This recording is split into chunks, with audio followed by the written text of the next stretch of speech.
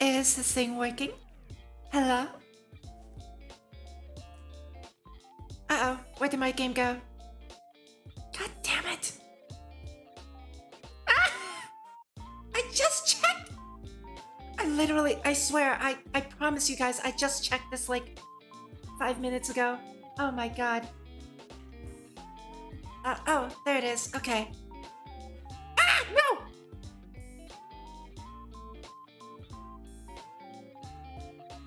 Okay.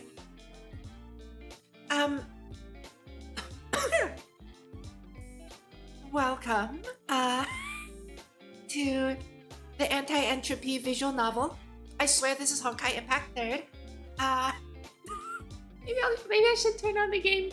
Just like for a little bit.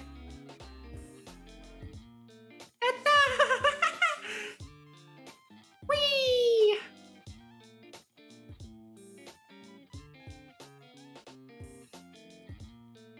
Alright, so, let me pull up how your stands so that I'm not talking out of my ass.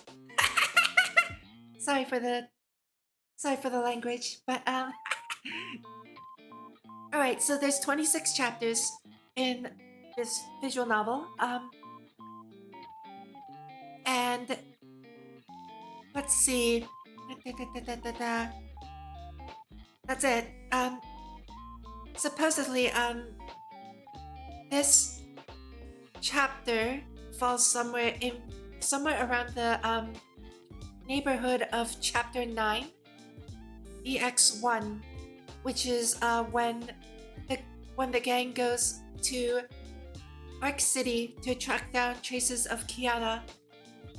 Chapter 9 was... Hello, Chi-Chi, don't come home. Thank you for stopping by. You have a wonderful username. Also, thank you for the follow. Did I put the fan translation in? This is the fan translation. So there's a so on the How You Stands website, there's an item called Abyss Labs version, and that's the one that I'm using. So that one supposedly is the correct one. I've also clicked through like the first 2 or 3 scenes just to make sure that everything is in order. It seems to be okay. I muted the soundtrack just in case there's copyrighted audio in there. Wouldn't want to have my narration get cut off by a copyright strike after all. So yeah, other than that, I think we're good to go. I could also try to let me shrink this down just a little bit so that you guys can see more of the there, so that way you guys can see more of the picture, right? Okay, you add translation. Oh, I don't know how to do that. I mean, this is probably the simplest way to do it. Also, my setup is a bit reversed right now, so hopefully... Jay, hello! Thank you for stopping by. Welcome to the Honkai Impact visual novel featuring Anti-Entropy. I hope you're having a wonderful day, and we are just about ready to get started. Yay! Okay, pause the BGM. And we're gonna switch over to... You'll know why I...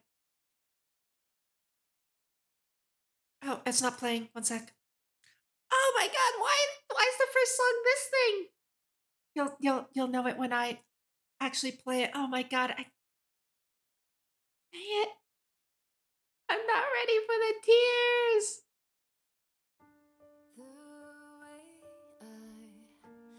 Okay, can you guys hear it? I think it's good now, right? I can't believe it's this song. Why is it this song first? Why is this one the first one in the album?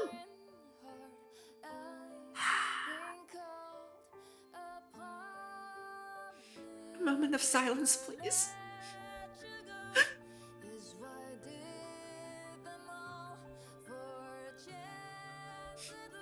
Okay.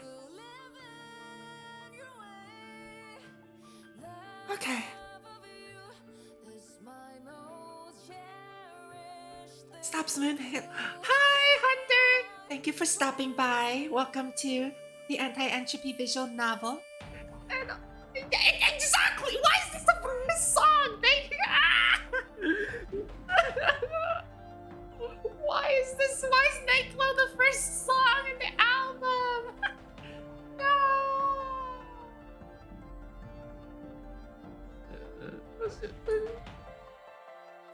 I'm starting the visual novel. Okay. So,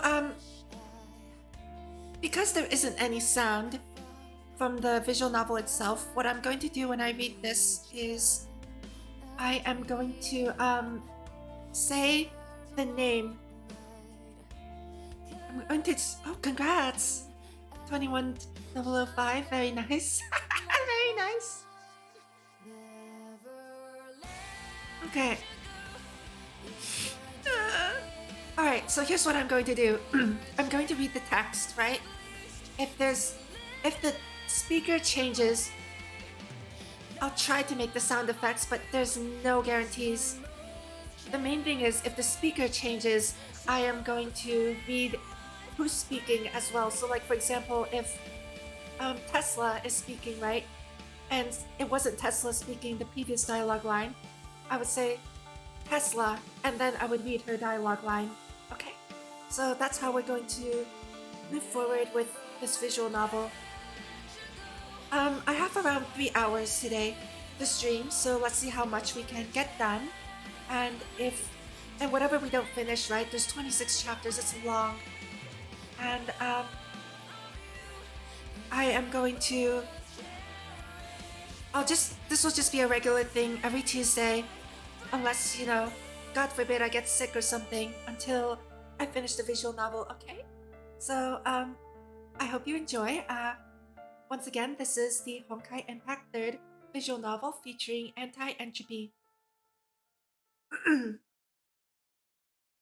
The car has finally stopped. A car door opens. Cold air rushes in, carrying with it the acrid stench of tobacco. I guess that's referring to myself, right? So I would be the one speaking. Hold on.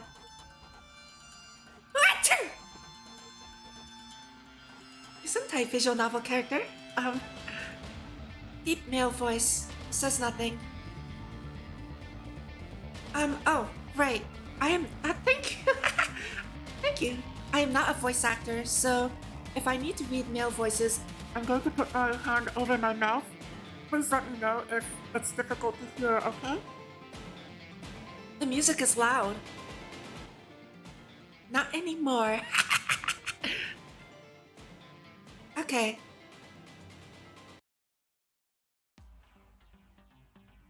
How's this? Is the audio balance a little bit better?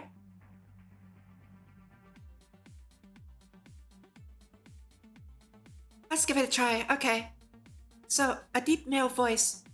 Get out of the car. I say nothing. Oh.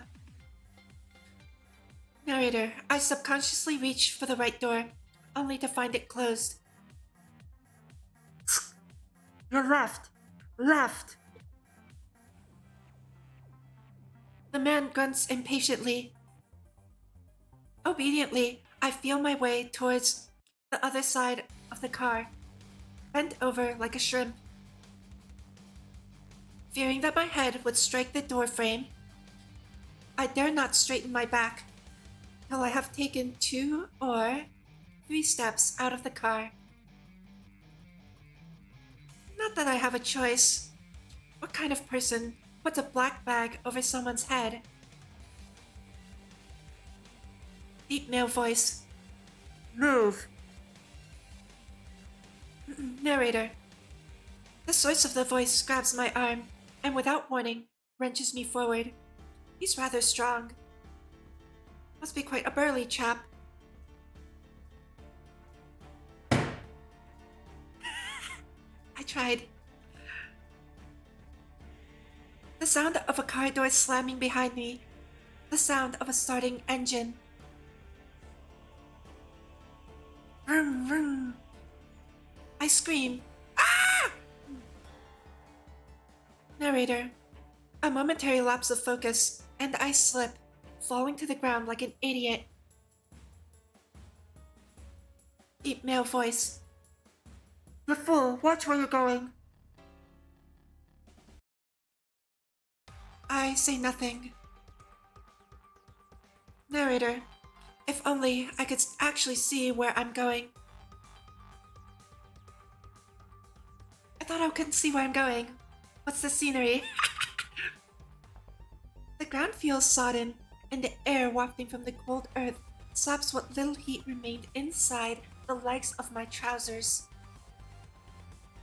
And so I walk. For how long? I do not know. My surroundings grow quieter and quieter. I vaguely hear the mournful hooting of owls. Ooh, ooh, ooh. I think that's what owls sound like, right? It feels...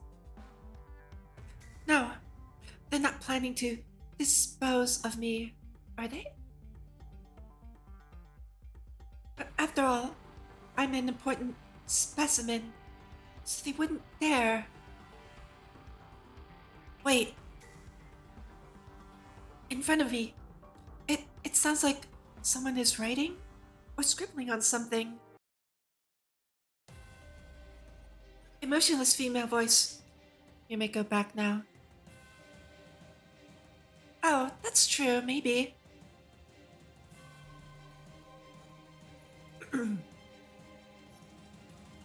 Yeah, I'm just not confident in my voice acting.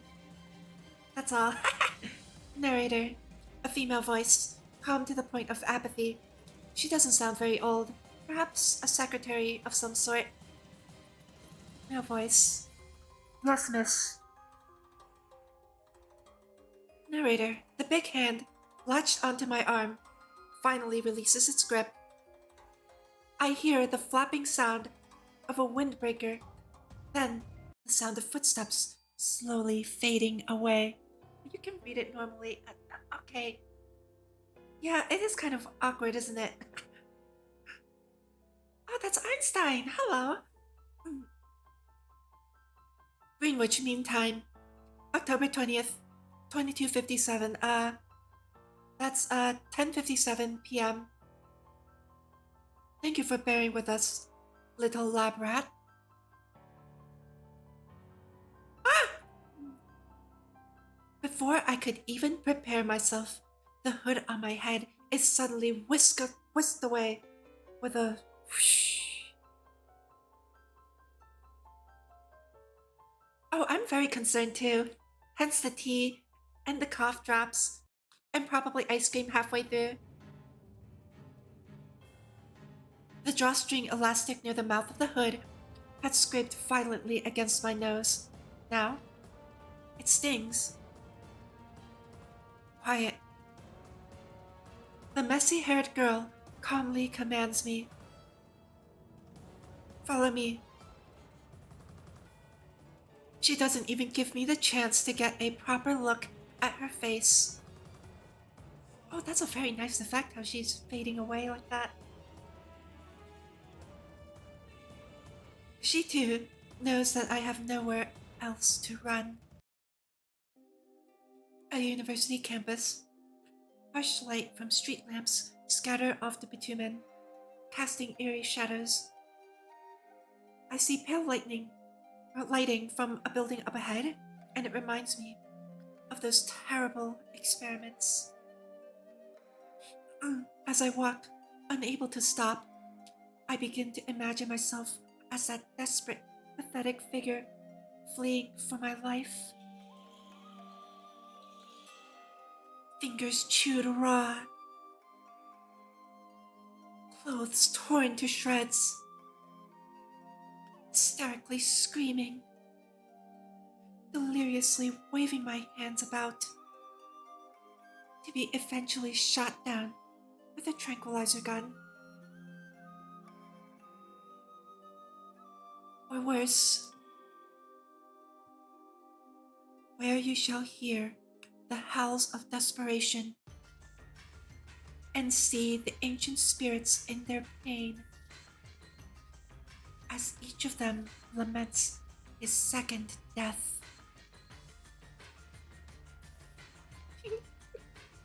I can't help it. Be not afraid. Sorry, I couldn't help it. Don't be afraid. This place is different from the other laboratories. Surprise. She sees through me, straight to the anxiety within my heart. Check the bulb light? Wait, can I click it? No. Imperial Institute, Lab 42.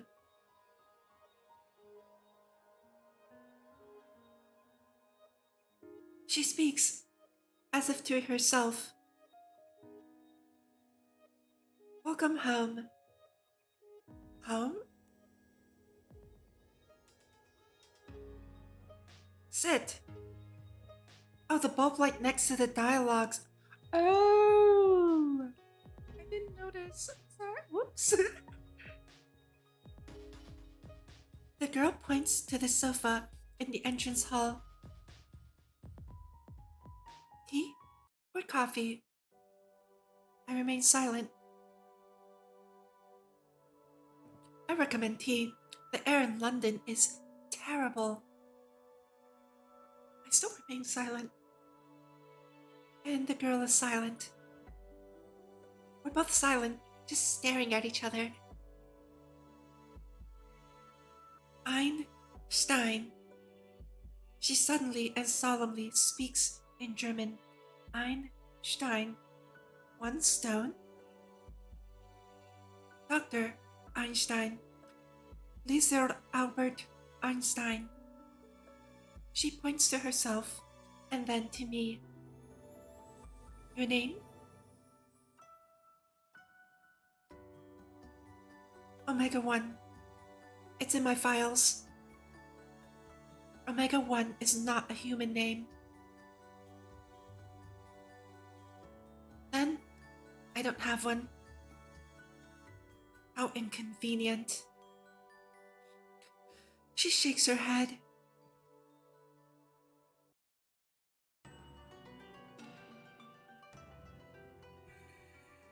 I remain silent. Even so, I can't do anything about that. After all, Welt. W-E-L-T. Eh? I feel this name is just right for you. Any name would do. Omega. W. Welt. World. Indeed, as an outcast of the world, to have such a name would be most amusing. Now then, let's go through your physical checkup, Welt. Okay. Once again, I'll need to put on a lot of electrodes, perhaps a blood draw, or even a bone marrow biopsy. Well, I'm used to it all by now. No need to get up. Just stay put. Show me your soul. Interesting. Oh. The screen shook, so I shook my keyboard. Soul? Take off your shoes and socks. I need to thoroughly examine your soul. What for? It's getting very late. We should finish up and rest soon. Huh? One can precisely and intuitively determine the state of someone's health by looking at their soul. Also, the inspection process is rather quick. Just grab a toothbrush and brush you up a bit. That should do it. Wait. You mean we can just calmly waltz off the bed after that? Correct? Your comprehension skills are remarkable. It doesn't make any sense. Indeed. Huh? Seeing Welt so depressed, Dr. Einstein decided she'd tell a joke to lift his spirits. But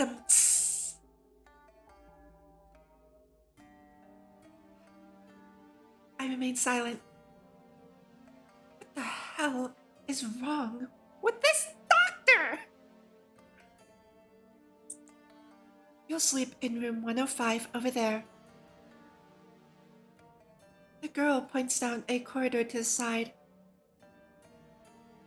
I live upstairs. Oh. Good night. You can forget your past identity as a little lab rat. She walks away without a single backward glance. Sounds like footsteps, right? Leaving behind, a little lab rat rooted to the floor, dumbfounded.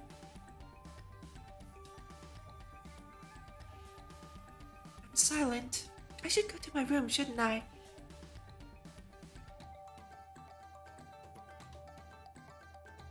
Silence. The man, now named Welt, couldn't understand what just happened. Ever since the day he started forming memories again, nobody else had so casually given him such a baffling degree of freedom. Even though the day he started remembering was not that long ago. It was this same season, 3 years ago, when he first opened his eyes to a scene of chaos. Unfamiliar men and women were inspecting him, asking him all sorts of questions. Questions that one would only ask a lost child. What is your name? Where do you live? What is your nationality?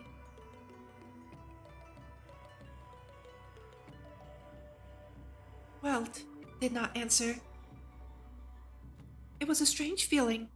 You undoubtedly knew all the answers, yet you could not congeal or solidify those answers in your brain. It was as if all the neurons that wove the sea of your memories were fried. I don't know. This was the one response that the young man could muster. He could still remember how to speak, yet he didn't know whether this was something he should be grateful for. German, English, Russian and Latin, even Japanese and Chinese. He couldn't remember how he came to understand so many languages. Who am I? He quite naturally retorted with such a question. We don't know either, the others replied. Then, they unleashed a torrent of conversation, though they might as well have been speaking to themselves. Schicksal, our destiny, a secret organization with a long history. The true masters of the world, the saviors of humanity. Honkai, the collapse, the one calamity that science has yet to explain completely. Since the dawn of civilization, it has polluted the human world, transforming peaceful creatures into terrifying demons. These monsters, or Honkai beasts, in their alien plastic flesh, strike fear into us all. Myself, I, who has lost my memory, was the sole survivor of a Honkai event. Its location was Berlin, where it had originated from some multi-storied building.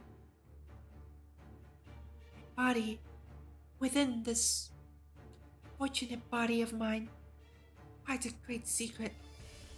For the sake of saving more people, I must accept their plans for experimentation on my body. It is my only option. 1 month, another month, month after month, year, another year after year. The young man, codenamed Omega 1, was taken from laboratory to another to repeat the exact same thing over and over again. Bear the unbearable, suffer the insufferable. Please cooperate with us. Please consider it, for the sake of humanity. These are unavoidable side effects. A flock of lunatic scientists saving humanity and whatnot. It's all just a load of hogwash. Did you not say that I am a fortunate survivor? Then why do I have to needlessly suffer through such manner of misfortune? The humanity that you repeatedly emphasize, are they really? Where is your humanity? Yeah, they've been experimenting on people for quite some time, haven't they, Jigsaw? Terrible. You have this poor kid who just survived a huge disaster, and his reward is congratulations, pat on your back. We need your body for science. What is this? Come on. There were moments when I really wanted to just die and be done with it. If it wasn't for that chatterbox who kept checking in on me. To Omega, a good October to you. Time flies. This would already be my 22nd letter to you. Last time I had finished telling you the story of the Lady Saint. But before I seek new stories to regale, let us first discuss what is happening around us. I have already heard of the terrible incident in September, and I apologize on their behalf. Well, it just so happens there is a new laboratory. I anticipate you will be able to transfer to it soon. Whether the circumstances will be more favorable than your previous lab, that I cannot say for certain, because from what I hear, the new person in charge is a lady with a rather earnest personality. However, I must inform you from the standpoint of Jigsaw. All the experiments you've been through have been for the continued survival of a certain species on this planet, one called Homo sapiens. Hence, your continued and necessary suffering. That's so infuriating. Come on. The world will always treat some people unfairly, and this is something none of us can really change.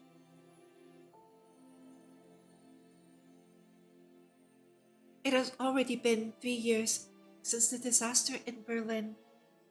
The city has already begun its reconstruction. The people will slowly forget the horrors of that night. Yet we all know that, in this present moment, a sinister power continues to grow and fester within the rift of space-time. It spared you back then, but it did not spare the others.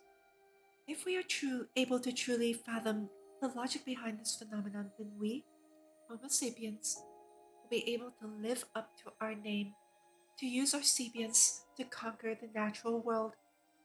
Then, no one will ever need to spend another day living in fear or delusion, deceiving themselves and others. Yes, this is most unfair to you. In fact, the most recent events have been particularly unjust to you. But if only for my sake, I hope you can understand and forgive everything. The fate of all humanity, in a certain sense. rests upon your shoulders.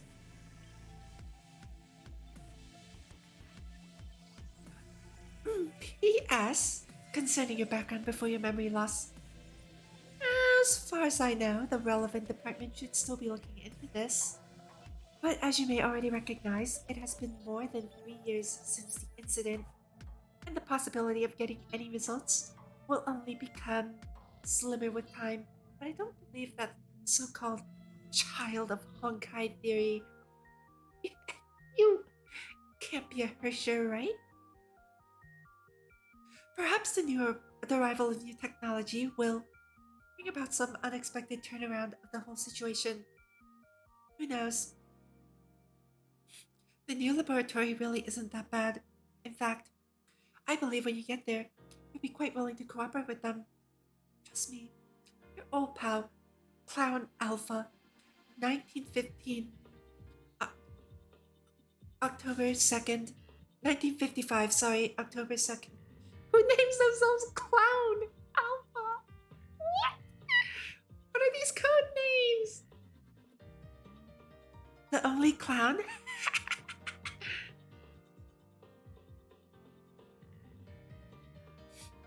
That guy.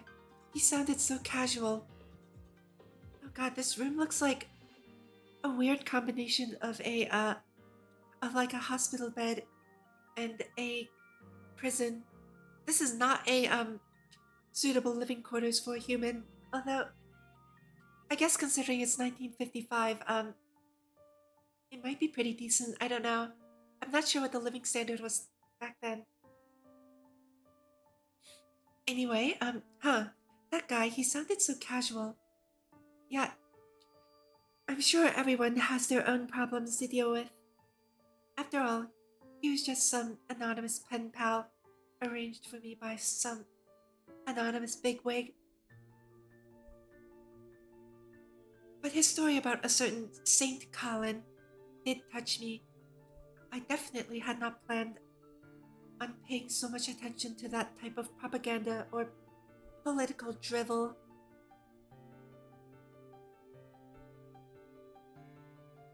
Since when did I start looking forward to his monthly story updates?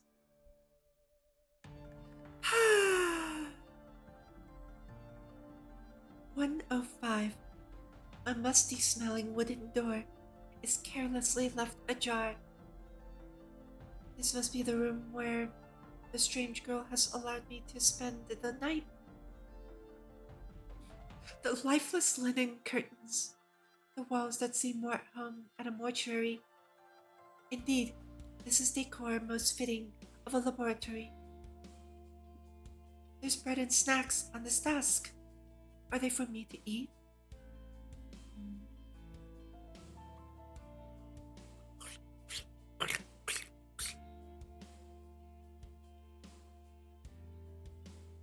Why did I put Night Glow? It's because it was the album. Also, wait, instrumental Night Glow. That's track is that? I think we're almost through with the soundtrack. I have to load another soundtrack after soonish. Also, I don't know how to make munching noises. I don't have food to munch on right now. I eat in silence. My god, what's in this slice of bread? How can it be so delicious? This indescribable aroma of mushrooms. And this bacon that tastes just perfect. There are simply no words to describe this rich and mellow aftertaste.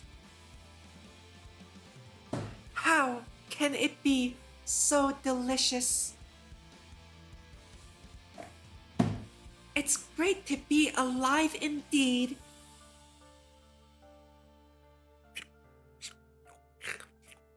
That doesn't, oh god, that sounds awful. That does not sound like munching.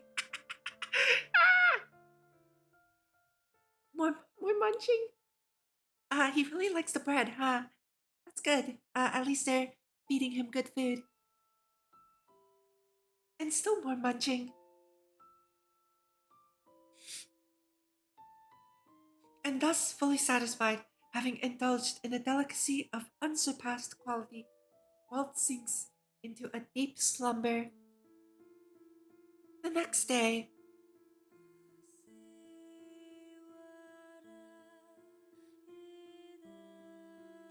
there was a heavy rainstorm in the middle of the night. Opening the windows, one can sense the air is especially fresh and clean, leading one to doubt that this place could have ever been the birthplace of the Industrial Revolution.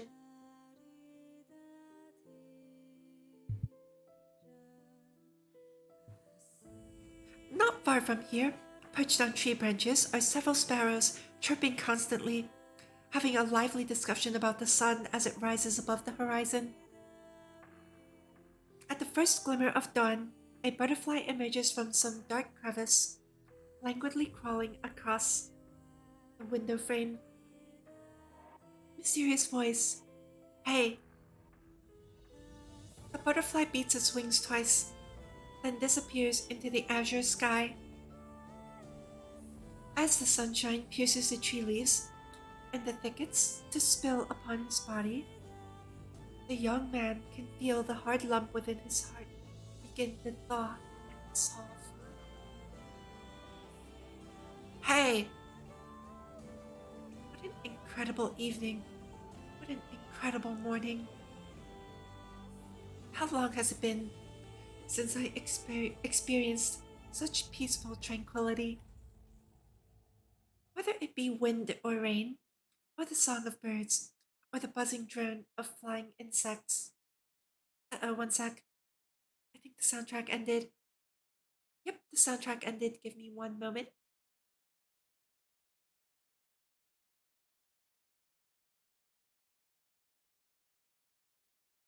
No, no, play it in freaking. Hold on. Please change to this. Right, give me one moment to reset the soundtrack. Be a good time to catch my breath too. Uh, so I only have two Honkai Impact albums. I might switch to Honkai Star Rail music if this runs out before the 3 hour mark. But all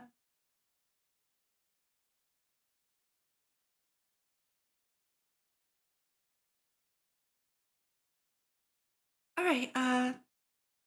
Just make sure that the sound is proper. Let's see, sound.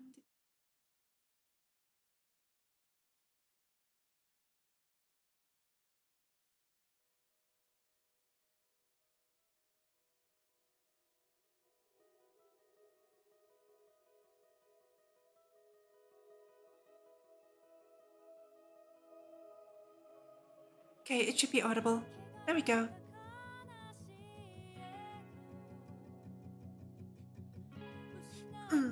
Whether it be the wind or rain, or the song of birds, or the buzzing drone of flying insects, at this very moment, even if there was some loud commotion, it won't matter too much. Alright, I'm speaking to you. Alright, we're continuing, yeah. Sorry. The young man felt a heavy blow strike the back of his head. And now, it's oh so dark. Why have the sparrows flown to the top of my head, and why are they now doing circles around it? Tesla! Really? Are you deaf? I've called you several times already. You're lucky that I had the goodwill to pry the door open and charge in. I love I love how they drew her.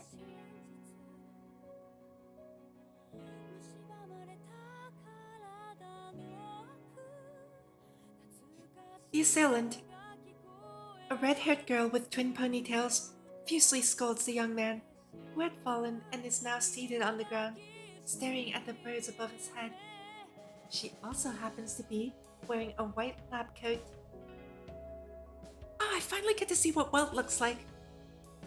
Tesla about to hit like tsundere.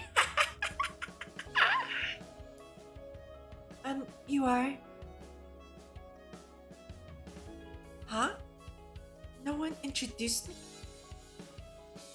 As she reaches mid-sentence, the eyes of the twin-tailed girl wander and fall upon the empty plate.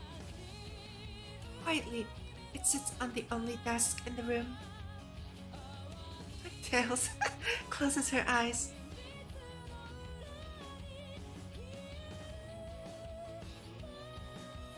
With the utmost concentration, she brings her nose towards it and sniffs. Oh, there's no... Okay. Hi, Mochi! Thank you for stopping by. I'm doing well. How are you doing? Thank you for coming. Welcome to the Honkai Impact visual novel featuring Anti-Entropy. How are you doing, Mochi? Thank you! Yay!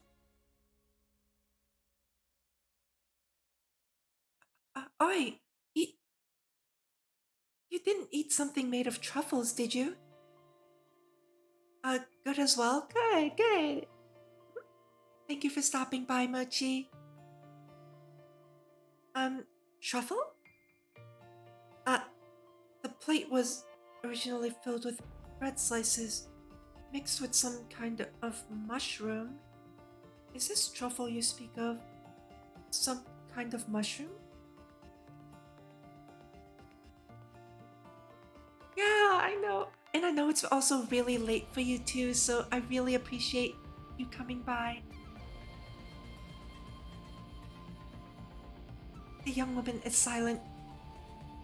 The twin-tailed redhead rolls her eyes and almost faints over me eating bread? Some kind of mushroom?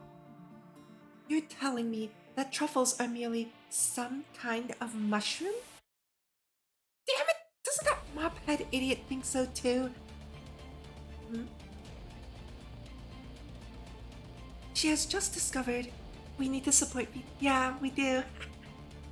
VTuber person, yeah, woo!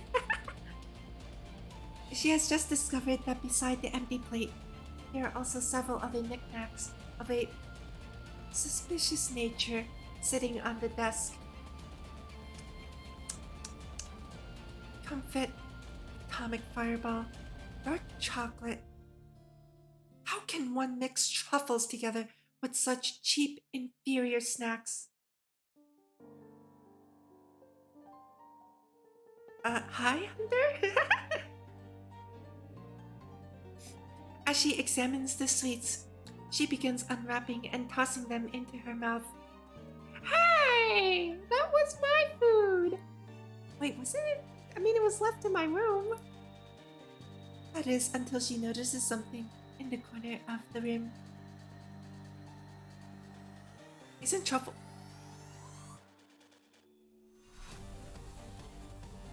Are they now? I don't eat fancy foods, so I have no idea. Someone Google that.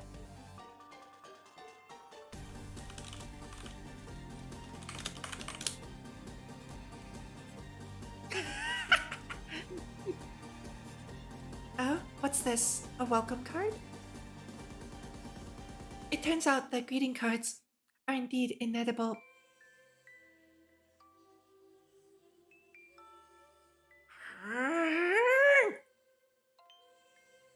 The young man by the window suddenly screams in delirium.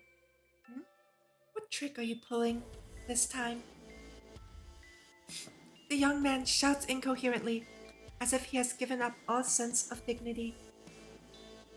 Before long, he is clasping his head in surrender, pulling himself into the shape of a ball.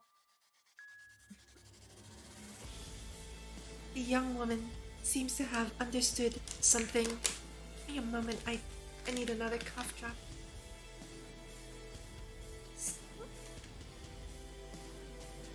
May I open and take a look? The red-haired assailant changed her tone speaking as if she were an actor in a radio drama. Caught in a trance, the young man sees the illusion of a candle and a whip appear before him.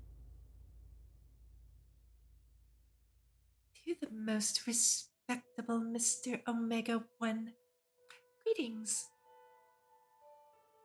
Because I do not know your name, I will address you as such for now, and for this I am truly sorry. Why have you never been this polite with me? The manner of her comment is reminiscent of a jealous father-in-law.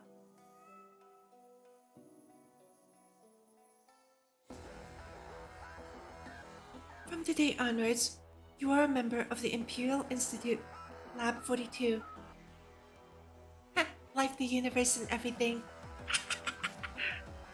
Of course, our laboratory has nothing to do with the British government, but is instead an independent organization under the direct authority of Shiksal headquarters.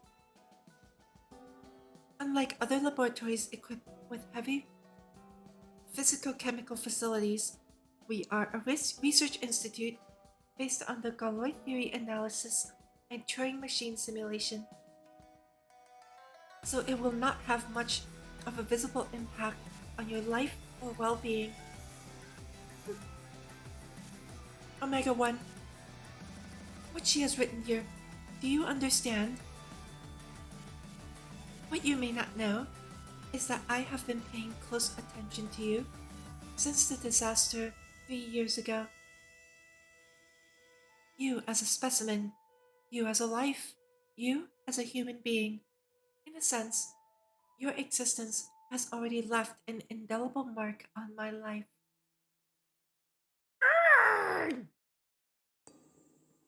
The red-haired assailant suddenly loses all composure, wildly waving a clenched fist in the air. Damn it! Despicable! Bloody despicable! This is most certainly intentional harassment. I bet she absolutely intended for me to read this. You! Tesla got tricked! She points with 2 fingers and glares contemptuously at the young man huddled on the floor. Yes? Are you also familiar with this kind of saucy wordplay? Here, besides a research lifestyle, there can be no other hidden motives, okay? Of course. No matter what it sounds like, yesterday was my first time meeting her. The poor young man,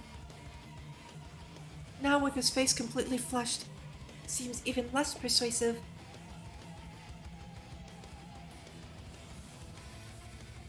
The glare of the twin-tailed girl is so terrifying. It is as though her eyes could fire death lasers at any moment. The way you read it out loud, I too felt very humiliated.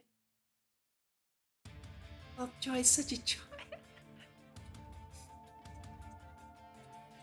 The young man dares not make eye contact with her, hugging his head as he pours more fuel on the fire with his poor choice of words.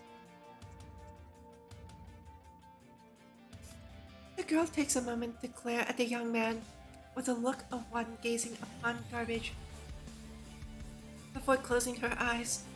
To be perfectly honest, it sounded like exposition to me, so I really couldn't, genuinely couldn't detect where the the sarcasm was. Then again, I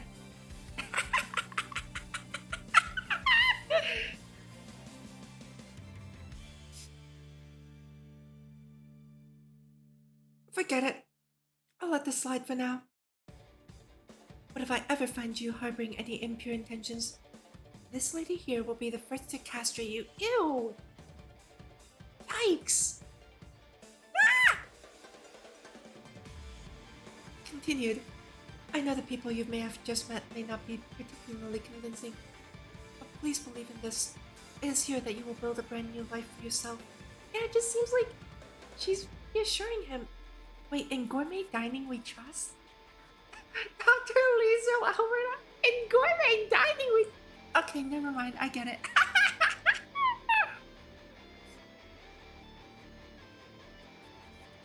Dr. Lisa Albert Einstein, 1955. The 20th of October. The fastest way to a person's heart is, after all, through their stomach. After grudgingly reading through the final details of the card, the disgruntled twin-tailed girl finally remembers something. By the way, you don't recognize who I am, do you? With hesitation and fear, the young man nodded.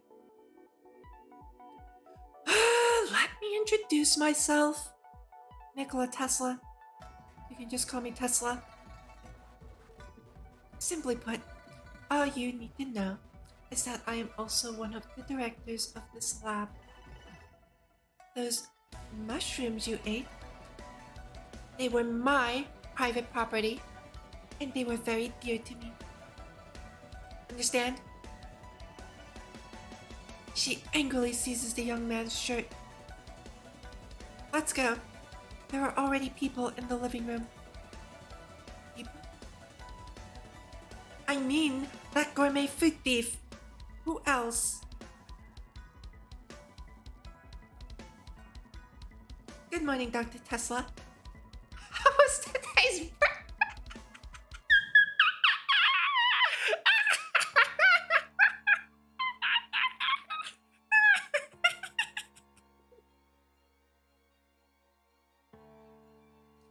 Good morning, eyes. Tugging at Walt's collar, Twin-Tails pouts and tuts disapprovingly. You vile itch! Oops, pardon my language. How can you pretend everything is fine? It seems the sausage quiche suits your appetite. That is most wonderful indeed. Despite being rudely berated, the girl with the mop-shaped hair continues to recline peacefully on the sofa, and with an air of indifference, bites into a pastry sandwich.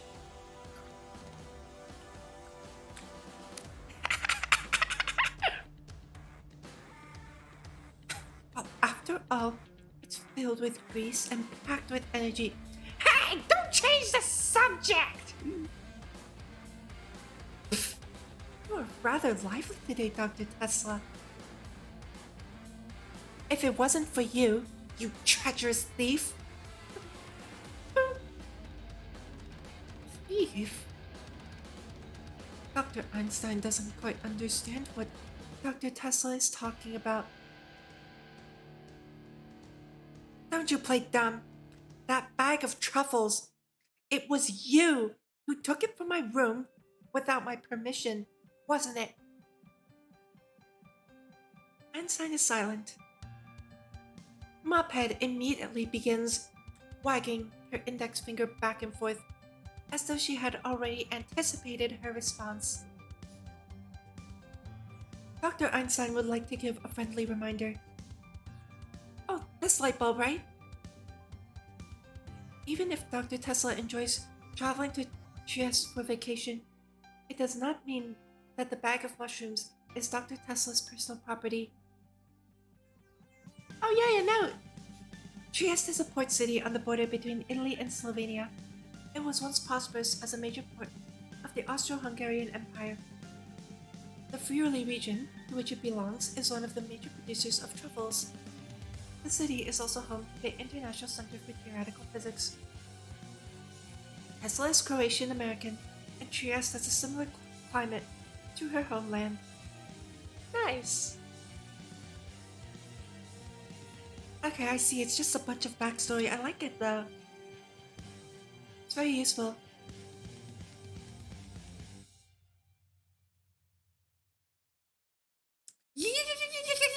You say what? I got those truffles after much blood, sweat, and tears. Are you mistaken? Also, Truffles are not mushrooms. You calling them that is a slight on their honor.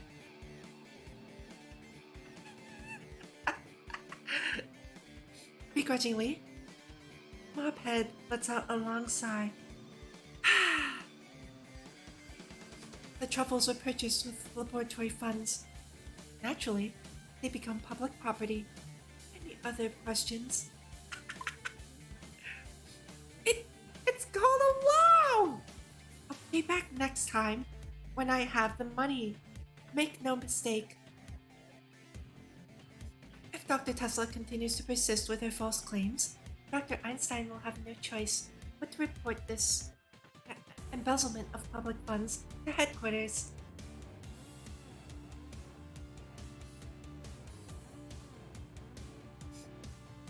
The corner of Tesla's mouth twitches a few times before she finally chooses to change the subject. This guy locked himself in the bedroom and just sat there in a daze. Made me think he was going to commit suicide. No! No! No suicide! No, bad! Who's thinking of committing that? Who? Do you know how many times I knocked on that door? Huh? Not to mention you have a history of depression? Sorry. For a moment, I was just daydreaming. Forgive him, Dr. Tesla. You're being too anxious. Einstein licks the salt granules from her fingertips. You two have this call and response thing going on. Don't tell me you're long-lost lovers. Twintail's brow furrows into the shape of a mountain. Dr. Einstein would never find such a pathetic boyfriend. That is incorrect. How am I pathetic? You surrendered yourself to despair. Walt remains silent. The unemployed are inclined to abandon themselves to despair. With a puff, Mophead stands up from her sofa nest. So we have decided to give you a job. Job? Lab assistant. Assistant? Basically, you're no longer a little lab rat. You are now our companion. Let us rejoice. Twintail speaks with the solemn monotone of one reciting scripture. Dr. Tesla, we need to tell him exactly what he is doing. His specific responsibilities. Yeah, I like how they've now become Twintails and Mophead instead of Tesla and Einstein. To put it simply, to serve us and keep us happy. Walt is confused. For example, serve us tea and water, cook our meals, do our laundry, and if there's nothing left to do, scrub the floors and brush the toilets. Walt is silent.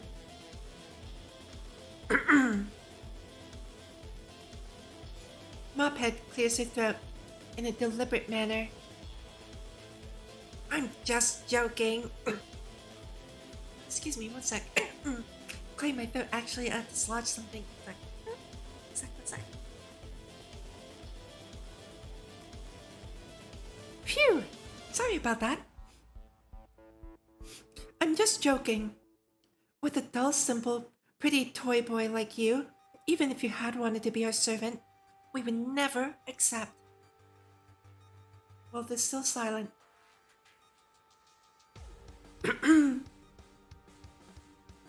Mophead clears her throat, this time more loudly. Okay, I'll explain it properly. Obviously, I'm normally not this long-winded. Out of nowhere, Twintail whisks out a pair of red-framed glasses and reluctantly puts them on. You know, I knew I knew Tesla was missing something when I saw her. Yeah, she wears glasses, doesn't he? Doesn't she? Um, I, I, I totally forgot about her glasses.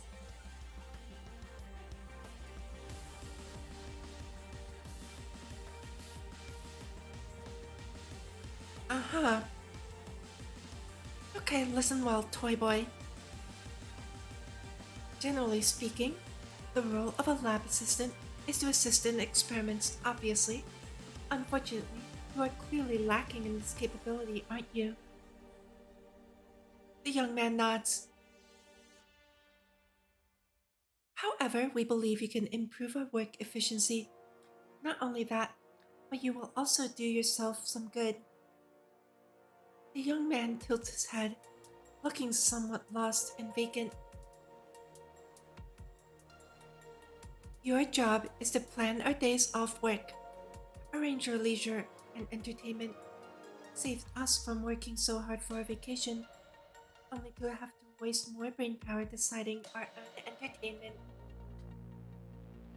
Of course, you may also participate in said activities. Doesn't sound too bad, does it?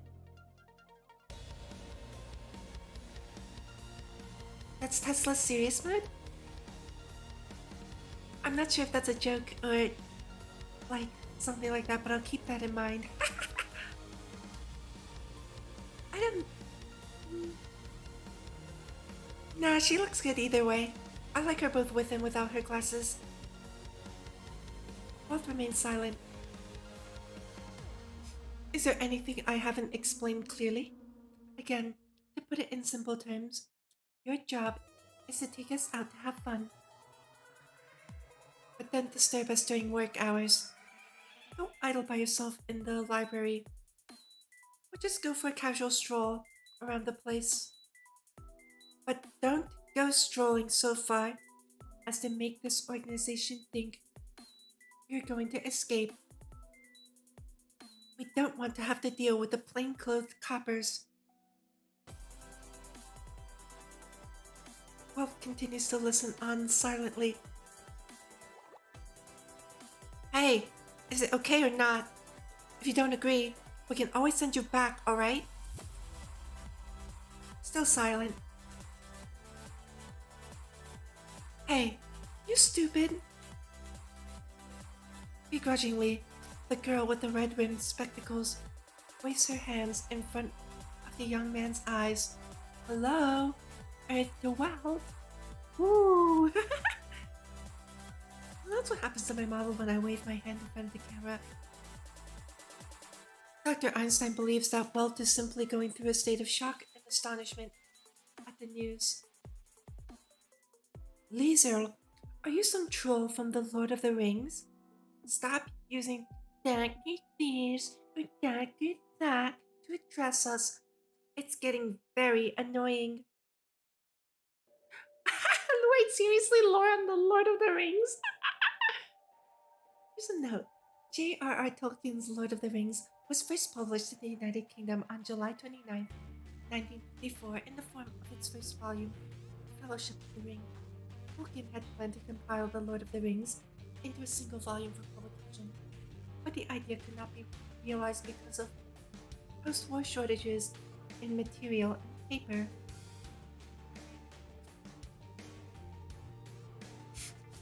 Wait, who's Welt?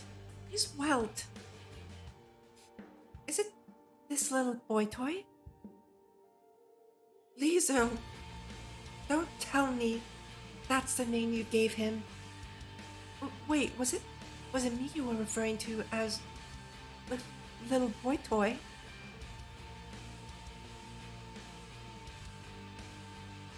Right? Just random tidbits. New chapter. Oh, that was all one chapter. So time check. It took me about an hour to read through that. Just over an hour, maybe just under. I forgot when exactly I stopped my little pre-stream Zatsudan. So if there are 26, oh, this might take me a while to get through. The Imperial Institute. Having been driven out of the house by that violent red-haired girl, the pitiful young man now wanders aimlessly around the college. A college with close to 70 years of history. Okay. Hurry up and get out and get used to your surroundings. Don't you dare come back before noon. At this rate, it may take me 12 hours. I'm trying to, read with expression, because I feel like it would be more interesting that way. Yeah, but yeah. He can't fathom why, but even though she is also a member of Shiksal, the feeling of being so cruelly treated by this girl, it doesn't seem that unpleasant to him. The moment when you hope that Tesla abusing you doesn't awaken something in you? Also, I didn't say that, so yeah. Phew. Even now I'm having such mixed up thoughts. The Imperial Institute. In this institution, there are not only low-rise detached buildings, like Lab 42, but also several tall, towering buildings with mottled, filling walls. Close by, the pastel green dome of the Queen's Tower is covered with dust and rainwater trails, producing an inexpressibly ugly color and luster. It is as if, even on such an uncommonly clear day, it felt the need to mock and remind people of the irksome air pollution that occurs every other weekday. Also, if you've ever been to England, it's very cloudy and foggy, and just overall, it's not a nice place to live if you have breathing issues or asthma or anything like that. The countryside is a little bit better, but then there's allergies like hay fever and stuff. It's just part of the environment you have to kind of get used to in England, unfortunately. Having been accustomed to the spotless environs of high-end research labs, the young man named Welt feels oddly comforted by what could be considered as the landmark equivalent of a washed-up celebrity. Although there is no personal freedom in the absolute sense, at least this omnipresent and omnipotent organization has chosen to loosen up for a bit. Well, maybe. Autumn is slowly setting in, and the sun makes a futile attempt to imbue some warmth into the cooling, windswept earth. Leaning on a marble railing beside a footpath, Walt vigorously pats his cheeks. Try to think of something more positive. Take a deep breath. Look at how beautiful the world is. This is a very beautiful scene. To the north of the Institute is a large expanse of lush and verdant woodland. They say it's the famous Hyde Park and Kensington Gardens. But that will probably be of no interest to that particular pair of late geniuses. For those elites in their ivory tower, I fear that the only method of relaxation that comes to mind is to lean against a garden bench, close one's eyes, and relax. It's not creative enough. Even leaving Einstein aside, Tesla will definitely be bored out of her mind. Wait, what? Hold on, check the log.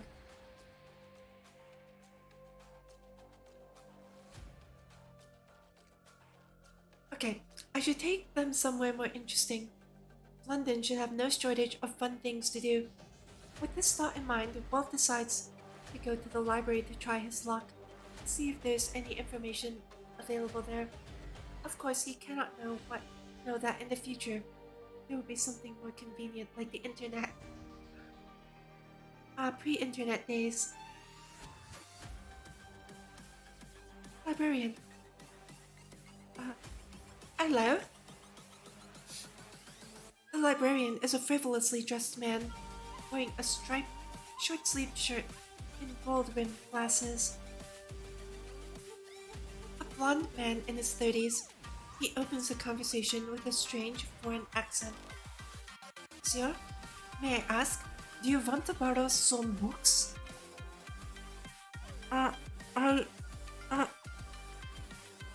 is that Dutch? Sounds like it could be a Dutch accent. What feels he couldn't quite get a handle?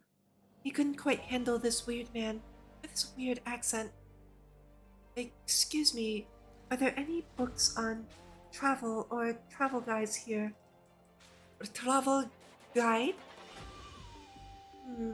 It's the kind of book that introduces you to interesting places in London. That does not really ring any bells. Mr. Goldwyn Glasses regrettably throws up his hands. Would you like to go directly to the newspaper reading room for a look? I am very sorry, but the books like travel guides and the yellow pages, our library doesn't have any of those. Or perhaps it is better to say those are completely beyond our hunting range. What? What?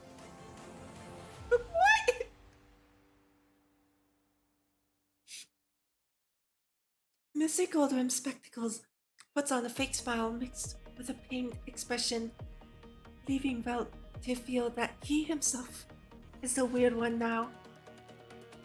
I wasn't expecting much. May I ask, where is the newspaper reading room? If I explain it to you directly, you may not get it. Better come with me. Thanks, and sorry to inconvenience you. This guy, although he seems a bit pretentious, he does seem like a good person after all. Hold up. Mr. Goldwyn's spectacles is about to lead the way when he suddenly stops as if he remembers something. May I ask, do you have a library borrowing card? What is it?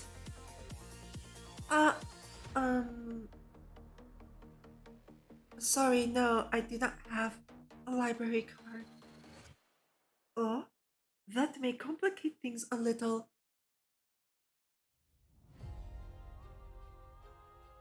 Why can you recognize the trailer sound? I don't know. I mean, you're much more experienced with the game than I am. I am a new assistant with Lab 42, so... What? Lab 42? That's right. Walt doesn't quite understand why Mr. Goldwyn Glasses has suddenly become so serious. Oopsie daisies! Well, Dr. Einstein, that old geezer, is he keeping well these days? Is she keeping well these days? I guess it's supposed to be. Oh, geezer? What are you saying? How can the doctor be an old man? The words old geezer are so startling to Welt that his jaw almost falls off.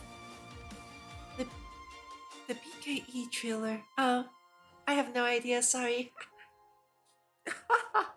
My apologies. Recently, there have been scams going on around the school, so we need to stay vigilant. I'm really sorry to have deliberately put you through a test just now. Walt is silent. Dr. Einstein had specifically ordered me to, but at that time, she didn't have your photo, so... Mr. Golden Glasses shrugs his shoulders while he continues to smile in his usual manner.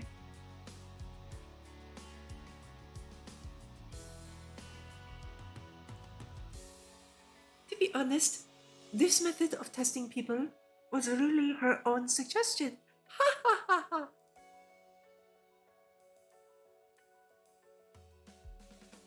is silent. No problem. I will get your research assistant's library card right away. You may borrow whatever book you want. Yeah, I really do expect both of you to know everything and help me. Because I don't know anything. Yay! Mr. Golden Glasses nudges his namesake further up the bridge of his nose, while he continues to smile in his usual manner. The Times is too serious, and the Financial Times completely unsuited for his purpose. But it is within the pages of the downmarket tabloids like the Daily Herald or the Daily Mirror that he finds some items of interest. At noon, Welt returns from the newspaper room, reviewing his notes in one hand while consulting a borrowed street directory on the other.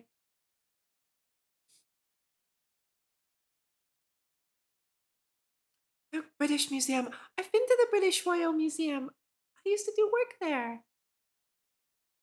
Great Russell Street, the National Gallery, Trafalgar Square, the Theatre District, Casino and Chinatown, Leicester Square. Starting with tourist attractions should get me at least a passing score, right? After our tour, I can also invite them to dine at a proper restaurant. The staff meals delivered to the Institute on weekdays don't taste that great, so I should use this opportunity to improve on that. I'm surprised the Big Ben wasn't listed on there, but it's often so if it was 1955, and this does follow world events slightly, the Big Ben could possibly be under repair because back during World War II, the Big Ben. So the Germans tried to bomb the Big Ben during World War II because they wanted to mess, it, because that was their thing, right? When they invaded, they bombed monuments of whatever countries they invaded.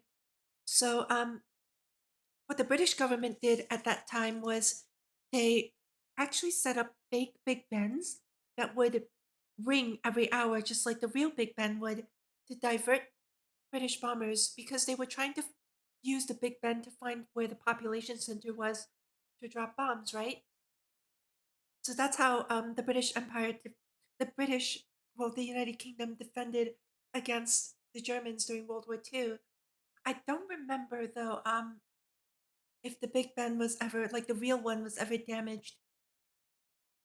But I do know that when I was in England, the Big Ben was closed for renovations. So, and I know that normally you have to be like a British citizen and you have to dot your I's and cross your T's and do all this paperwork in order to visit the Big Ben. So it's actually quite difficult to get inside. To get inside. Um, anyway, that's my little light bulb spiel. Let's continue with the VN.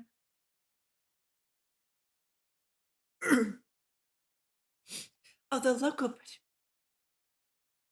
British cuisine is nothing to brag about, besides their seafood, fish and chips are absolute bangers, as they say.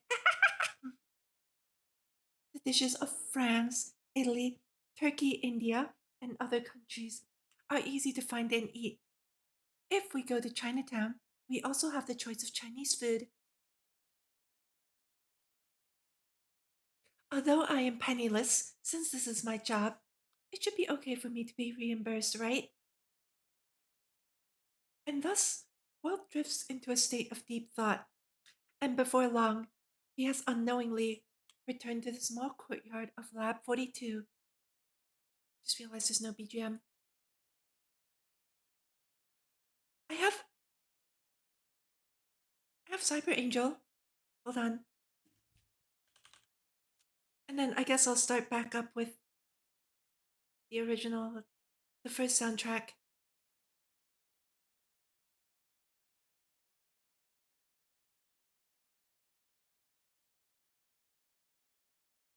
The detached Lab 42 is a work villa built during the post-war period, so sports an avant-garde design integrating both work and living requirements.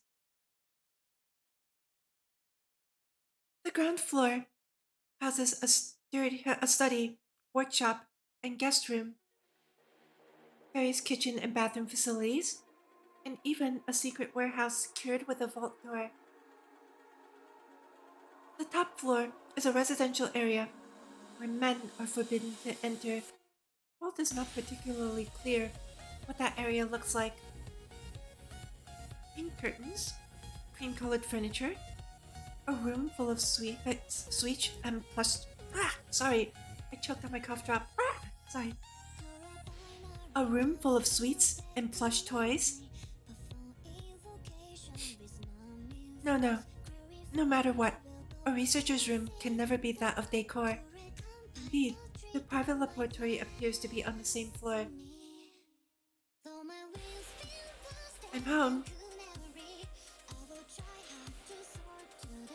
Gently opening the villa front door, the young man politely greets an empty living room. He has maintained this odd habit for as long as he could recall, so much that Jigsaw had seriously investigated the possibility of him being Japanese.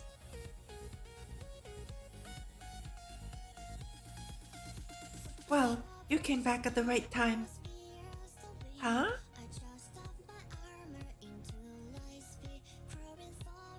Unexpectedly, from an overlooked corner behind the living room door, the girl with the mop head emerges into the open, closing a book. Did I scare you? No, you didn't. That's good then. How has your information gathering been going? Not bad. London really does have many places of interest. Ensign is silent. Mophead's expression is cold, and she doesn't seem particularly satisfied with the young man's response. So what's for lunch today? And with this understatement, she casually tosses out a rather universal and time-honored dilemma. That sounds like a sentence I'd find in The Hitchhiker's Guide to the Galaxy. Huh?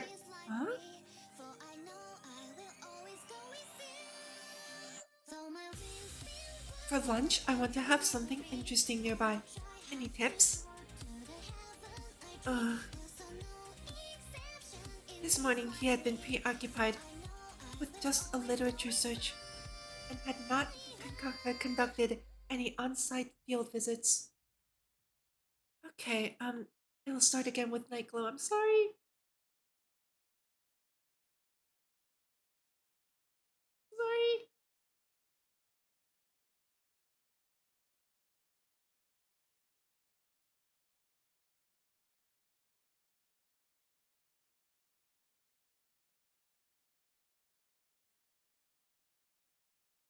I wonder if I can just loop. Hold on. Can I loop this?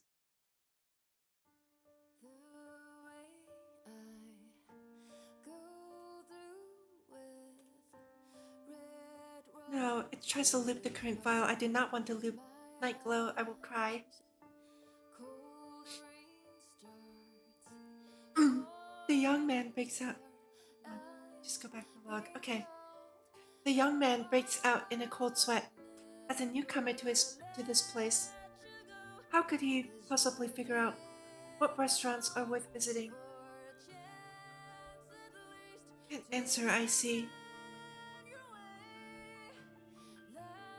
The girl confirms with a blank expression.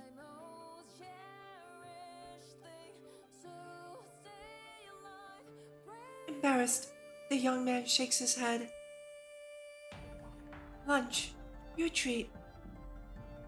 With such indifference, the girl casually metes out her punishment. I've made a mistake. The young man bows his head, feeling despondent, feeling himself to be so very useless. At this moment, not to mention how. But it is as though she expected him to pluck stars from the sky on her behalf.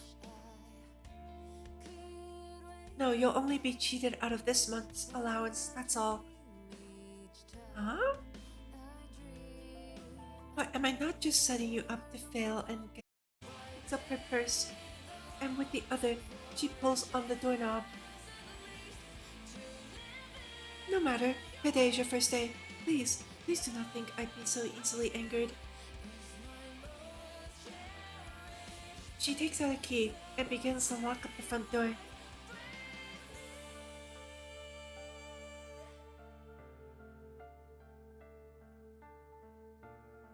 This is the V&A Museum. That is the Holy Trinity Church. With her messy swaying hair and an expressionless demeanor, the young lady continues her guided tour alongside the young man. Thus not familiar with the situation, would probably mistake them for a pair of long-lost siblings, somewhat estranged.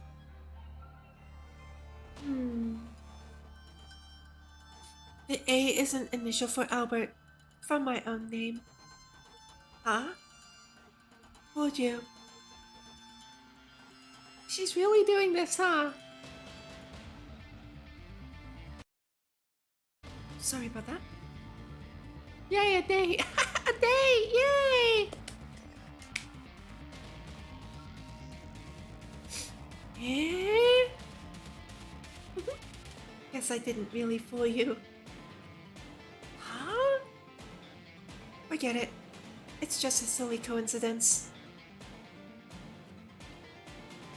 Hasn't the same conversation been repeated several times already? From the Royal College of Music, to Princess Gardens, to the Science Museum, to the Natural History Museum. She wouldn't be finding this all that enjoyable, would she?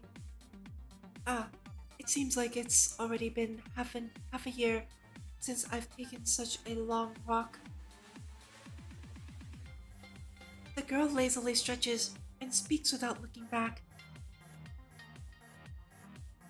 Work has been rather busy of late. The young man does some quick mental estimates and realizes that the pair had only walked a little over a kilometer. Every day I work roughly 3 to 4 hours. Yeah, Walt doesn't seem to, I relate though. I also sometimes have difficulty picking up, like, jokes and stuff. So I totally relate to him. The young woman doesn't even lazier yawn than before. But isn't that just half a day of work? So, clearly you don't understand what I mean. Silence. It is possible that when it comes to a brain-taxing occupation such as a scientist, working 4 hours is already tiring enough. But in the previous labs, those people were undoubtedly working day and night, weren't they? Yeah, my research job is also tiring as heck.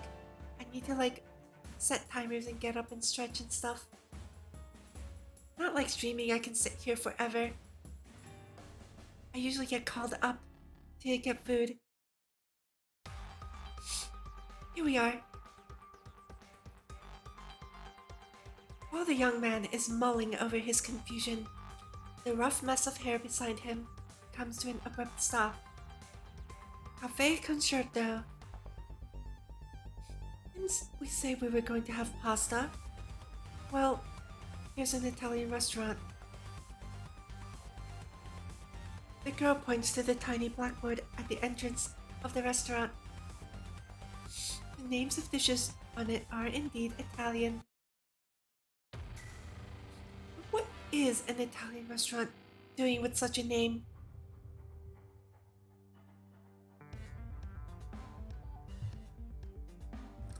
The decorative artwork, bottles of champagne, shelves of dessert, despite bearing a corny name like Cafe Concerto. I'd eat at a place named Cafe Concerto. Hey! The place does indeed look the part of an Italian restaurant. Oh my god, this actually feels like a date.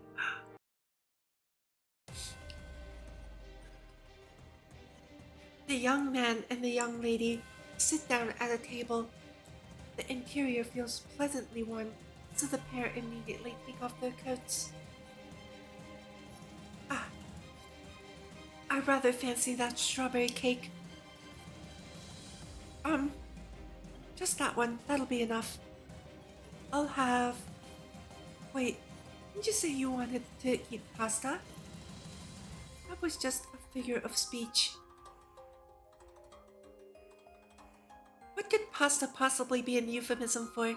A figure of speech? What?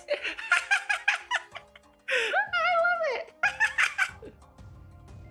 I'm actually going to say that now. I'm going to go up to my professor and do our research and stuff, and then during lunch I'm going to be like, hey professor, I'm feeling like having pasta, and then we go somewhere completely and we go to somewhere where they serve pasta, but then I order something completely unrelated. That's so great. Anyway, but I just felt like having a cake all of a sudden. Welt is silent. He's dumbfounded. Do I know what Welt is wearing? I mean, it looks like just a dress shirt and a sweater. It's pretty standard. Some of my professors dress like that. The waiter is looking at you. Oh, I'll have this baked snail. And I'll also have the seafood stew pasta. That'll be all. The waiter walks away satisfied with the order. The young girl, having nothing to do, gazes out of the windows, as if contemplating some question of philosophy. Her deep blue eyes, round, doll-like face, topped by her fair natural curls. If it were not for that terrible hairstyle, she could have easily have been the exemplar of beauty.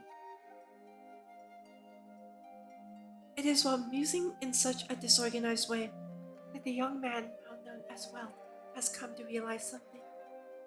This is probably the first time he has ever paid close attention to the looks of this lady genius, Dr. Liesel Albert Einstein.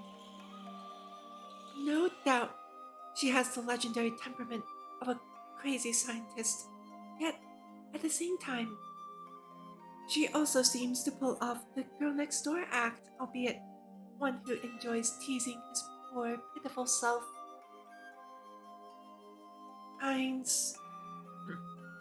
Me? Sorry, it's just, I accidentally said it out loud. Ooh, that's cute. When there's a period of silence and then one person suddenly partially says their name. It's like me if I go chat up. No, sorry, I didn't mean to call up your chat.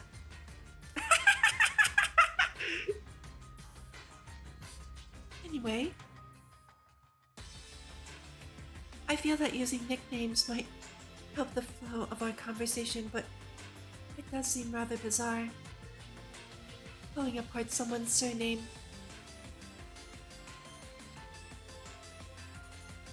I don't mind. As long as you like it, it's fine. But really? Then I must really thank you. The young man glances left and right, rubbing his ears and cheeks in embarrassment. In fact, I do have a question to ask, although it may be rude of me. Prevaricating before a lady is even more impolite. Sorry. At this moment, The young man feels as if his mind had just boarded the wrong train. Just asking about someone's daily habits, nothing more. Why does one have to be so embarrassed? Dr. Einstein, 51. She's 51?! Wait, but that means that in Honkai story proper, because the main story happens in the 2000s, right? She's over 100 years old! What?! And she looks exactly the same! That's crazy!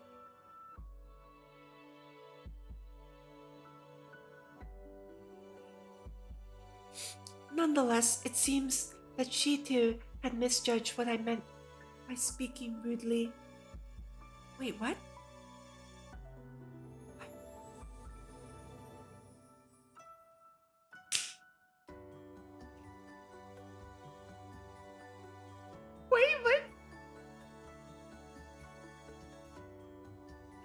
Wait, is she... Okay, so will you bring up a good point? Is she trolling me? That's the first question. Second one, immortality? Jeez. I mean, I guess, like, Otto is, what, 500? He would be 450 right now, right? Ish, approximately. So... And he looks really young and hot. I mean, what? I guess it... no. 51 years old? Huh? See, thank you. Thank you, Well, that was my reaction. The same bug-eyed look.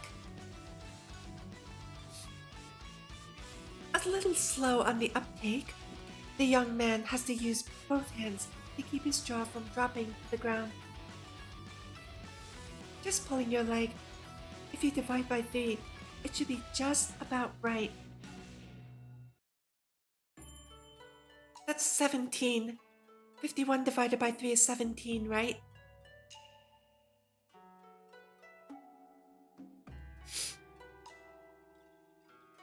I see. Wait, so if there was an Edison in the Honkai verse, would Edison and Tesla be like rivals? Sorry, that joke just slipped out.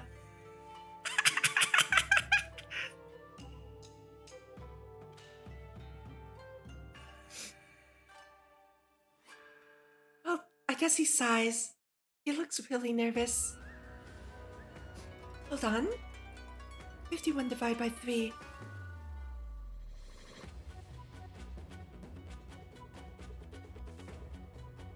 Don't spoil stuff. Okay. We have an Edison stigma. I see.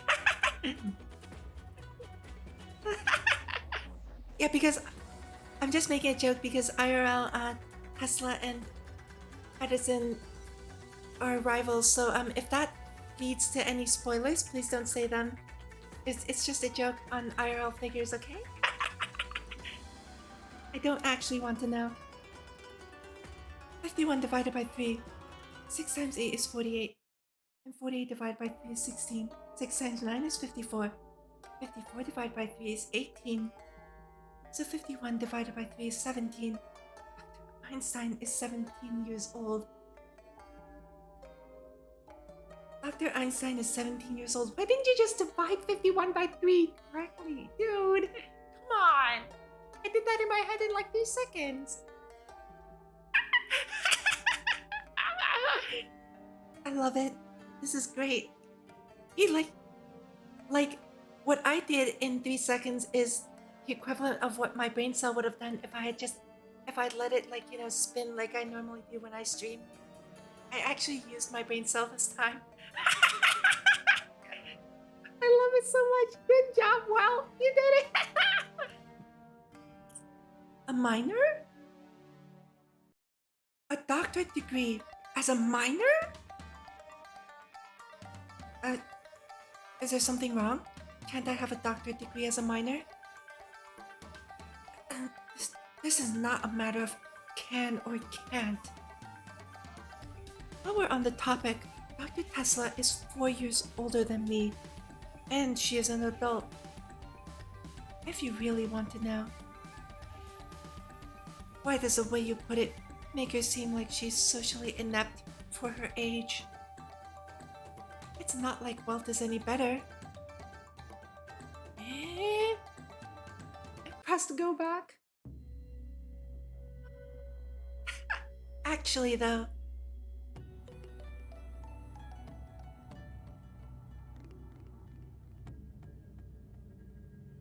I mean, at the very least, right, they look about the same age. Like, please date within your age range, right? Like, if you're 15, please date, like, 15, like 15s dating 15s is fine. Do age appropriate things. Be comfy. But like, the age of your partner should kind of grow with your age, right? You might date someone who's 15 at 15, but you're not gonna date someone who's 15 at like 18 or 19. That's already kind of weird. That's my opinion anyway. My opinion is like, my ideal partner should be about the same age as me and we grow together. I think that would make for the best kind of relationship, personally. Anyway, let's continue. They're both silent. They just stare at each other.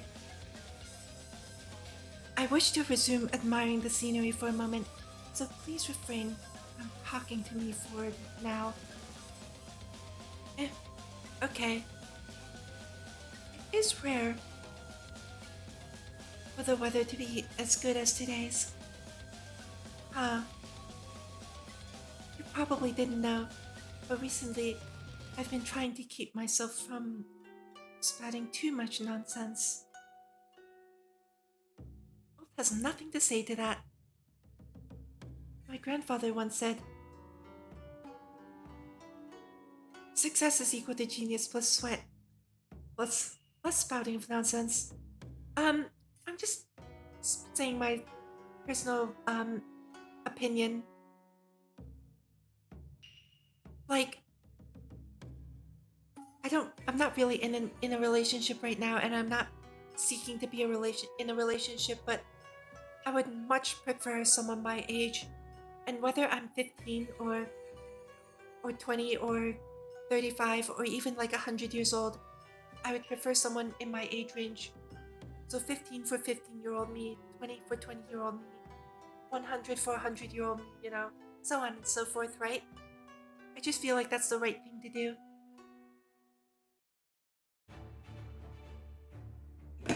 Oh, I knocked my teacup. My bad.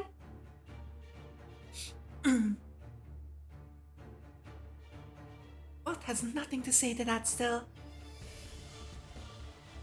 Yet for some time now, you've been the one spewing nonsense. What sort of character trope or setting are you going for? Are you the quiet and reserved type, or the chatty and catty type? Dr. Einstein doesn't understand what you mean by character trope. Shizuru doesn't understand why Dr. Einstein sometimes refers to herself in the third person.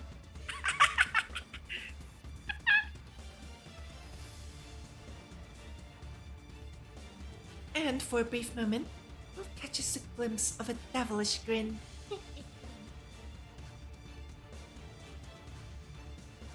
It's the librarian! Returning from the cafe concerto, Einstein and Welt incidentally find the blonde-haired librarian with a striped short-sleeved shirt and gold-rimmed glasses at the doorway of Lab 42. Sorry. Also, seafood stew pasta? That's what Welt ordered, right? I'd love to make that sometime. Sounds delicious. Although I'd have to get like one of those variety seafood packs. Those can be kind of expensive sometimes. Ah, dear Einstein, you're back! Somehow, the way this man waves to the girl suggests they are very familiar with each other. A hint of aversion flutters in Walt's heart. What's the matter, Finn? Finn? No wonder this guy wears only short sleeves in winter and speaks English with such a strange accent. If he's from Finland. That is not surprising at all. No, if you're named Finn, you're not necessarily from Finland. Finn can also be the pronunciation of a name from Ireland, if I recall correctly.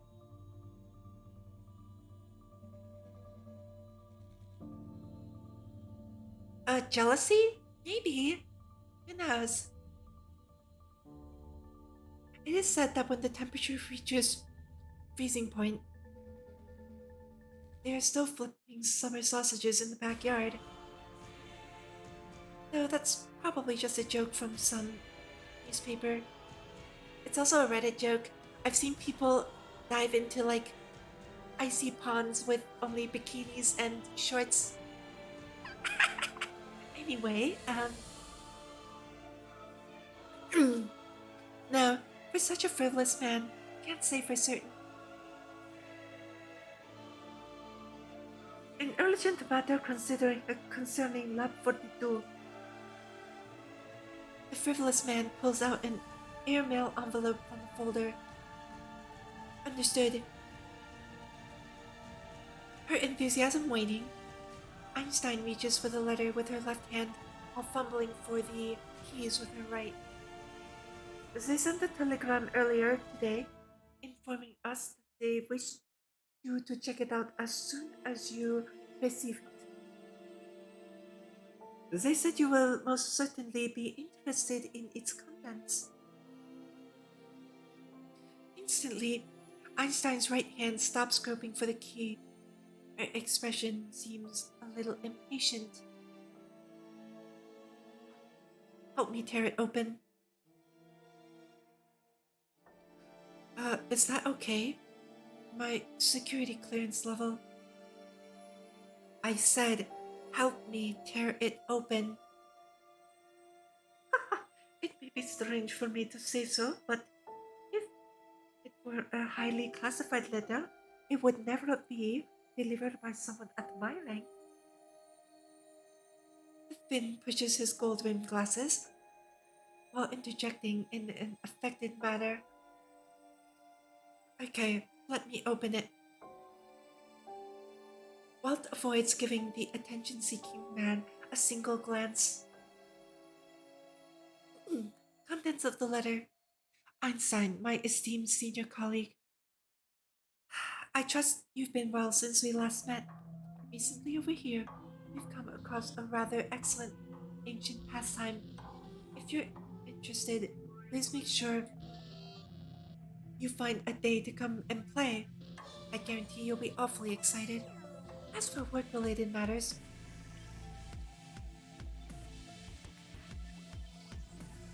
gobbledygook?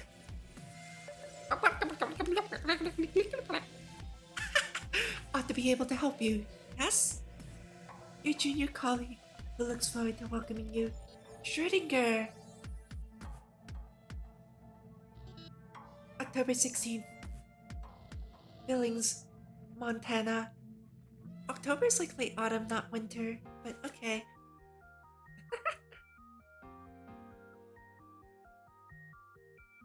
Both remain silent. It is a curious situation. The contents of the letter seem rather carefree and casual, but it contains some rather cryptic code. Why did she so specifically? To Walt's surprise, Einstein solemnly hands the papers back to the Finn. This is Ada's real name, yes? Her slender finger points to the string of unintelligible code that is gobbledygook.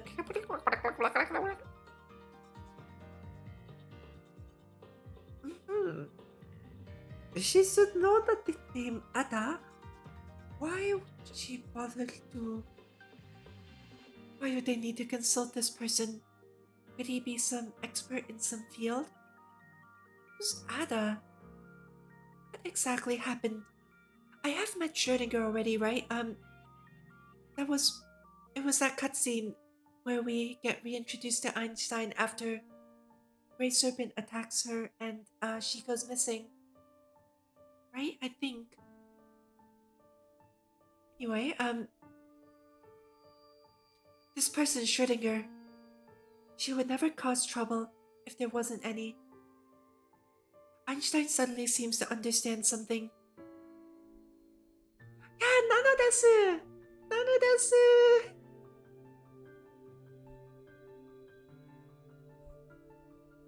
Finn, go now and arrange for a flight.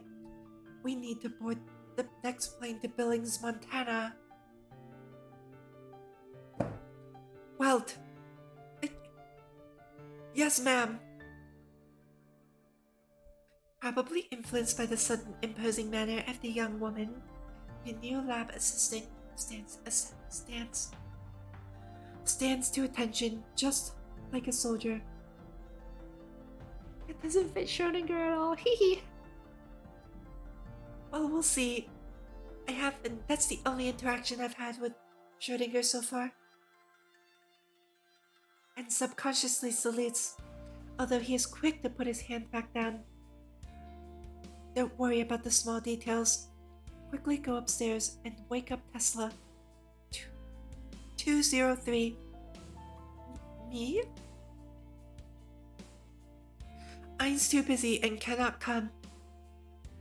Ignoring the dumbstruck Welt, Einstein opens the front door of the lab and then bolts towards the corridor on the right side of the ground floor. Where all that stands is a giant vault door. Is this a new chapter? Okay, I want some cheesecake. Because of course I do! Also, there was a knock at my door, so that's probably what that's for. BRB!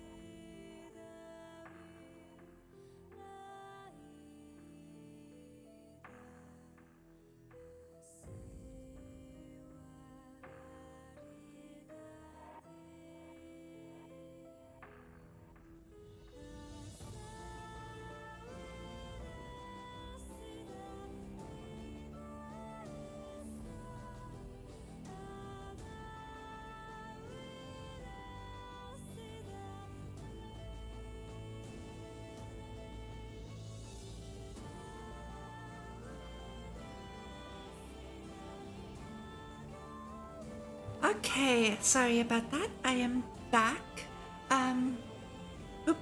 Hope you guys enjoyed your intermission. Hope you got some water, stretched, maybe got some food, and we will be continuing with the next chapter. I have cheesecake! Yay! um, so I'm thinking of doing two more chapters and then ending the stream for the night. We've been going for 2 hours, so it seems like 2 hours more. Yeah? Yay! Assuming, of course, I don't get hungry again. Compared to the tidy and orderly ground floor, the private space on the top floor is quite simply hell. Wow, that's quite the way to put it. On Earth, hell on Earth. Is that underwear? Why is there just underwear hanging on the clothesline on the wall? That's not how you dry clothes. What? There's like, look, there's like random stuff on the floor too. There's books. Is that what is that?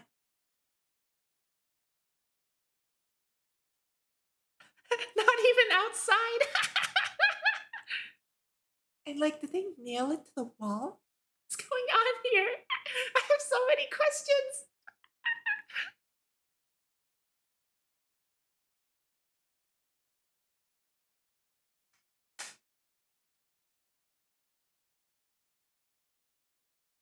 A few minutes ago, what would have never predicted that he would find these items outside a girl's bedroom? Awkward. Right, well, there's a guy. I self-inserted myself. Crap! I forgot that. Oh my god! I self-inserted myself and I was like, I would never hang my underwear outside of my room. And then I was like, wait, Welt as a guy is seeing a girl hang her underwear outside of her room. Not even outside, just in the hallway. That's so wild. Pizza boxes piled together like Jenga. Waste paper piled into bins and forming trash heaps the size of small mountains. Oh no. Bras, undergarments, stockings hang drying everywhere. Mysterious electronic devices discarded and tossed against a corner. The surface is covered with dust. It is hard to imagine how, but perhaps the cleaners won't come upstairs. Everything has now turned into this hair raising spectacle.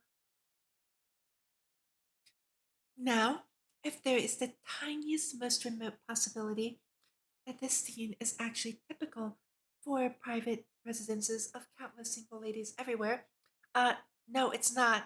Spoiler alert, no, it's not. Not even single men that I visited have a living space like this. So, it depends on the person. God knows how many gentlemen will be left shell shocked and heartbroken.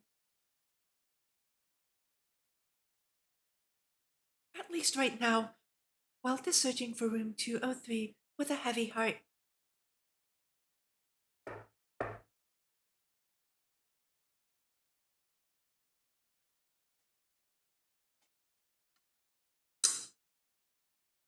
That sounds like a click, right? That was my fork banging against my plate. Somewhat surprisingly, the door opened rather quickly. No, that was the sound of a door locking. Tesla! Tesla be like, hey yo, let me barge into your room. Tesla also be like, hey yo, let me prevent you from even entering my room politely.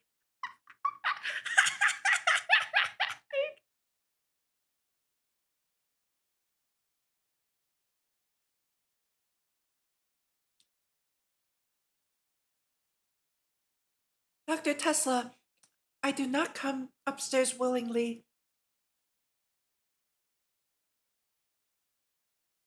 Huh? Are you trying to say your sleepwalking assistant well? From the other side of the door transmits a grumpy and energetic voice. No doubt it is the real deal, none other than Tesla herself. No, I'm not. Uh, I mean, it was Dr. Einstein who asked me to come and wake you up. I wasn't asleep! Hmm. Um, okay then. Anyway, we're going to take the next flight to America. Wait. To where? To America. Now? Yes? America, as in the United States of America. Correct. Western USA, Montana. Have you gone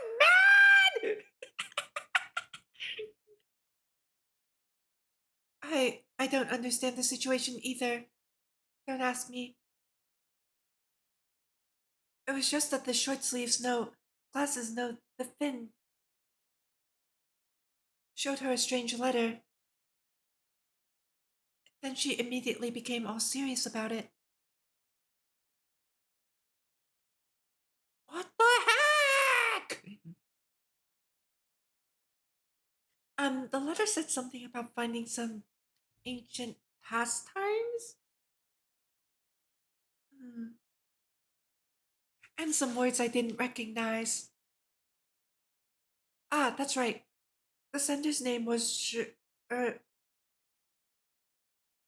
someone called was it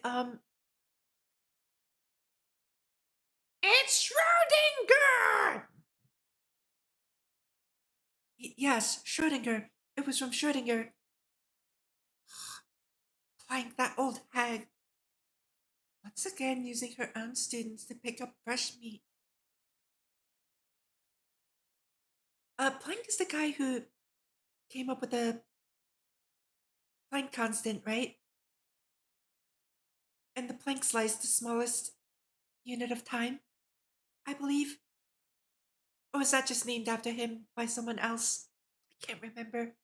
I'm not good at science.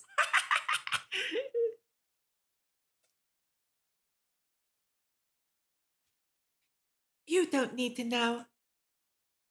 Um, Clearly she's mine. Clearly so is Lab 42. Clearly. Gallop Crush, thank you for the raid. Welcome to the stream. My name is Shizuru. I am a priestess from another world. Hello, raiders. Let's give let's get a shout out.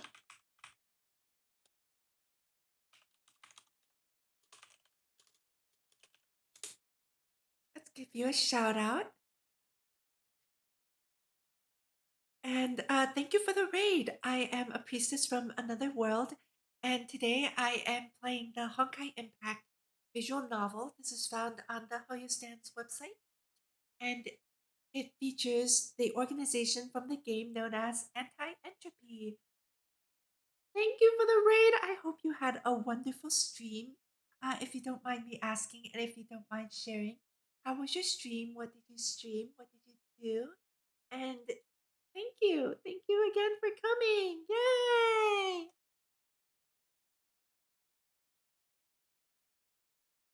Gallop waving. Hi. Thank you for stopping by. Thank you for the raid. Mm. Oh, I also the raid made me realize that the Honkai soundtrack has stopped playing again. So I need to queue up some more songs. Yes.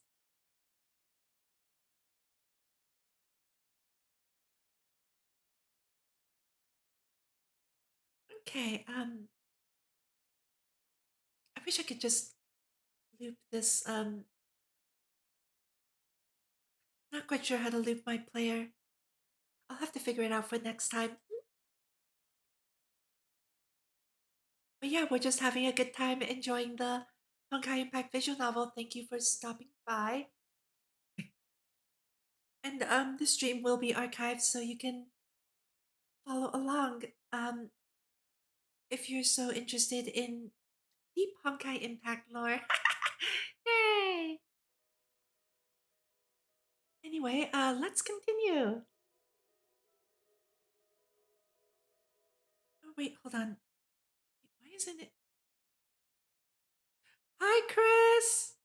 Thank you for stopping by. How has your day been? How are you doing today? Why is my music not playing? Hello, is it playing? Where's my soundtrack?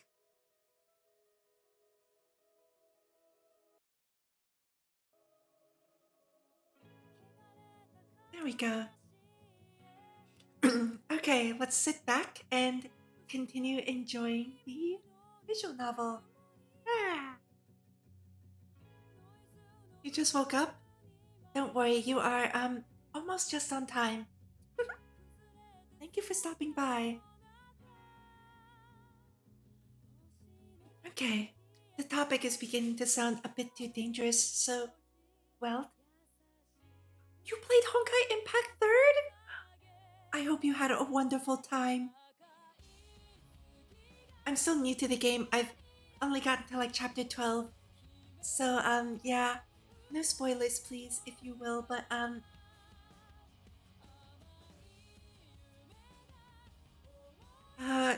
yeah, Honkai World Diva.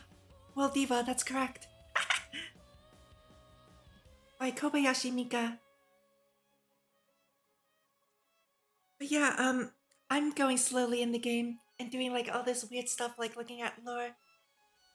So yeah, this is like the perfect stream for you if you were ever curious about, this deeper story behind Honkai Impact, or, maybe you know the story already, so this might be a nice refresher for you. Anyway, the topic was beginning to sound a bit too dangerous, so Welt, standing outside the door, can only cover his ears and keep mute as a mouse. But the dreadful ringing and the clattering of her shrill voice continues incessantly, piercing through the door into his eardrums. Oh, I remember when I was in chapter 4. Those were really good times. But yeah, there's a lot of story in Honkai Impact that the game doesn't actually tell you. So, if not for my viewers, I wouldn't have known about any of this stuff. Here, let me drop a Google link for you. Enjoying the visual novel? Perfect, thank you for stopping by. I sure am. Although, as I'm reading it, I'm also like doing a little zatsu, so, in typical my fashion, I am talking to the viewers and not consistently reading the story. Thank you for stopping by, Glyphic. I hope you're having a wonderful day. But yeah, Gallop, that Google link that I just had Nightbot post for you, that should help you look for a website called Hoyo Stands, which has all of the lore. And that's what I'm going through right now. This is the Abyss one. Yep, the first link. You're having a lovely day. That is wonderful to hear. Thank you so much for stopping by.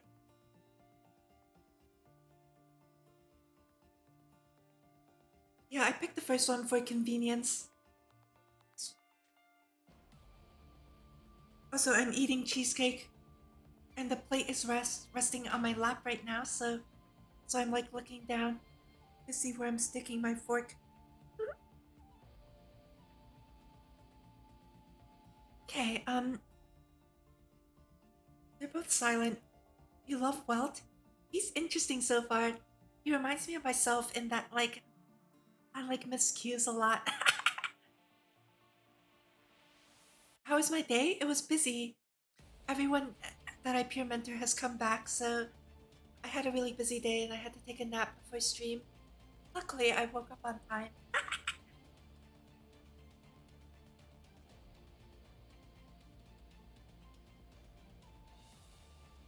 All right.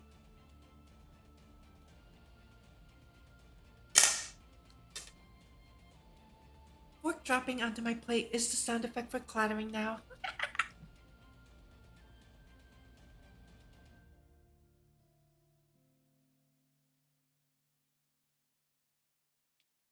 The poor young man had fallen onto a pile of pizza boxes and is now sprawled out on his back, eyes glazed, mouth agape.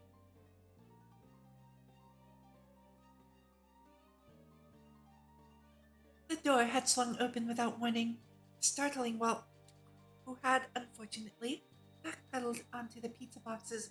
Ew! I don't even like touching old pizza boxes. And he like fell into a pile of them. Oh my god, the poor man.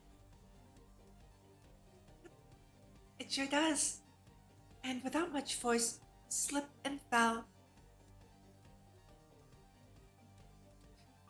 But that is not the most important thing. Gallop Crush, thank you for the follow. I hope you enjoy your time here. Make sure you also check out the Discord where we talk about other games and hang out, and where I may also, hint hint, have some fun events planned for the future. Thank you again for the follow. That you pest. Did your fall give you brain damage as well? Move aside. Dr. Tesla, it's not yet summer outside. She's in her night clothes. She just does not care. Huh? What are you talking about? I mean that you what? You stuttering fool! Move! You're wearing only a nightgown right now, aren't you? And with a muffled sound, Welt comes crashing down. Very funny. Welt comes crashing down, instantly transforming into a sea of white. Oh, Tesla. Ow. Welt is seated in the front row of a temporarily borrowed Volkswagen Beetle alongside the driver, the Finn with the gold rimmed glasses. Welt lightly touches his head. Sure enough, it now sports a bump. But having said that, life is still intact. What can I complain about, right? Perhaps that alone is worth a 3-day holiday. Squinting at the back seat through the rearview mirror, Walt spies the source of his suffering, using her compact mirror to calmly draw on her lipstick. What a girl boss! She literally knocks Welt out and then goes, gotta put on my makeup.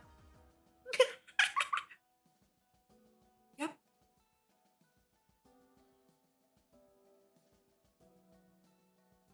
She just casually gives him the name Welt. I love it. The interactions between the characters is amazing. I love how Einstein is such a casual troll. And like, of course, me being similar to Welt, I don't pick up on it until like afterwards. Yep. Yep.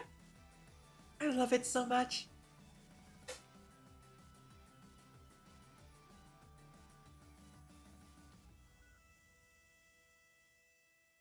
It's such a troll name. I love it. Walt can't understand how such a person is capable of tossing her own living space into complete shambles. It's even messier than Einstein's hairdo next to her. Oh my god. And in a hurry, she had almost forgotten to change her clothes before they departed. Um, it is symbolic. I mean, because I know like the meaning behind the word welt, right? But in the context of the first part of the visual novel, there is a lick of humor behind it. It's like what you would expect from Hitchhiker's Guide to the Galaxy. But yes, Welt is a very, very symbolic name in the Honkai verse. And it even gets referenced in Star Rail. Of course, like, of course, like, Welt Yang appears as a character in Star Rail, and it is referenced on his light cone. But yes, there's very deep meaning behind the name Welt. But yeah, at the start, it's just humor, and I love it. Mm-hmm. Yep.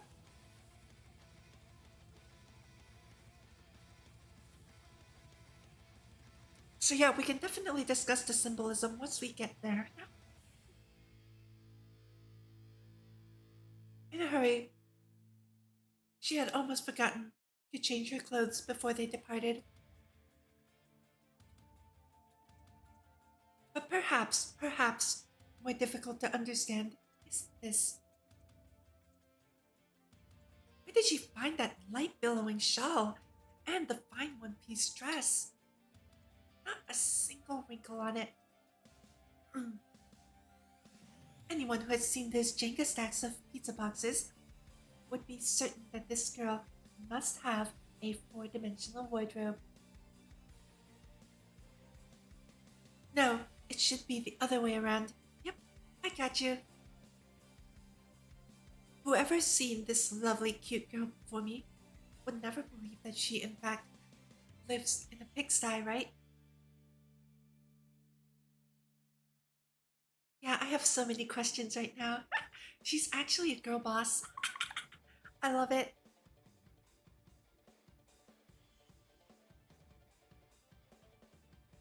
The young woman in question, who now appears to be rather neat and fresh, on the surface, of course, begins to put away her mirror. Walt hurriedly averts his gaze.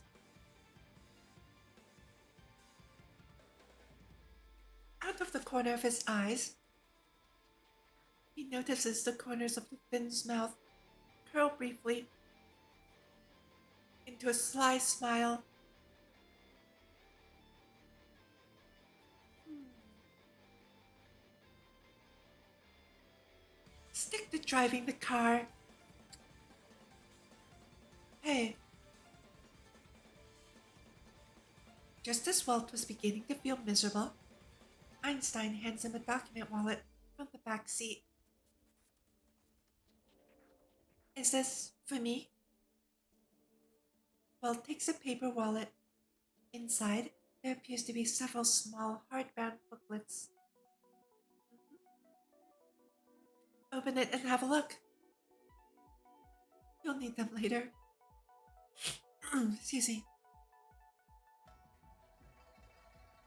Walt reads silently.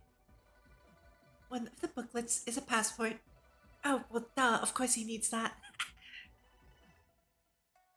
The wallet also contains a work permit of the Imperial Institute and some documents to guarantee movement through immigration. Welt Joyce? Printed on the passport is one such name, half familiar, half foreign. Ah, Joyce is a surname taken from an author. You know Ulysses. Yay, history lesson! Okay, Ulysses is a novel written by Irish modernist writer James Joyce in 1922. The novel chronicles the daily life of the protagonist, a distressed Dubliner, a salesman by the name of Leopold Bloom in Dublin during the day and night of June 16th, 1904. Ulysses is a masterpiece of the stream of consciousness genre and is hailed as one of the top 100 English novels of the 20th century. Each year, June 16th is commemorated as Bloom Day. Wonderful! I didn't know that.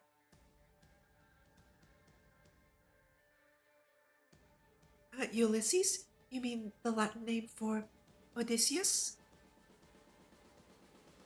No. Well, yes, but no. Well, I shouldn't have expected you to know that.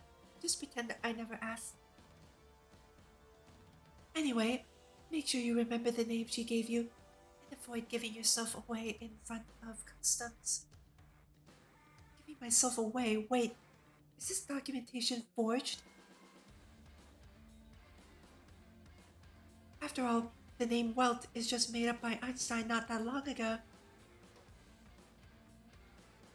Well, it depends on how you look at it.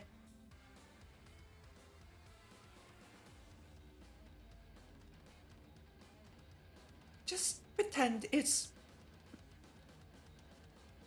an official certificate issued by a civilian without explicit permission. I love it. Her face is funny when she says that. It's such a neutral expression. Oh yes, I may technically be committing a crime, but I'm gonna smile and look like a girl boss while doing it.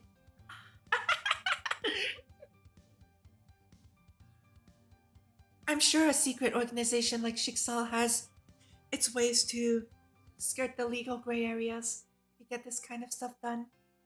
But it's funny to pretend that they don't. What kind of justification is that? Look, it's something we can't reveal.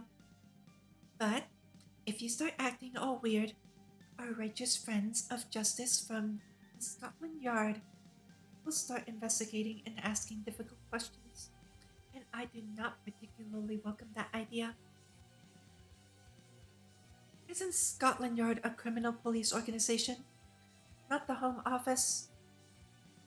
Oh gosh, how can an amnesiac like you remember something as obscure as that?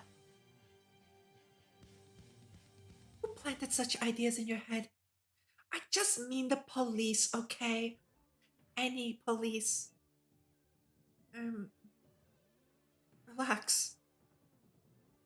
Just remember your name and you'll be fine. Mm-hmm. What now?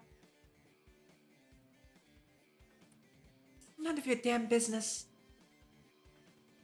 Hey, Finn. What did you do with your son? Son?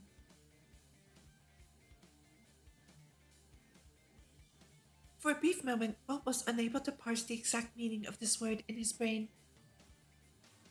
It's fine, I've already called his school. It's not the first time Joaquin has been put in such a situation. He'll be okay. Oh, wow! Joaquin, I've seen that name before. Chapter 10 stuff, you know. Joaquin. Seems like that's the name of the Finn's son. Wait. Son? So, in other words, Mr. Goldwyn Glass is here. He has a son who is already attending school. Yep, I definitely remember the name Joaquin from chapter 10. From the Sea of Quanta chapters, yeah. 10 through 12.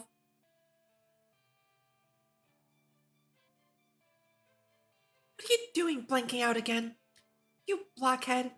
Hurry up and memorize your name. Sheesh. With a karate chop.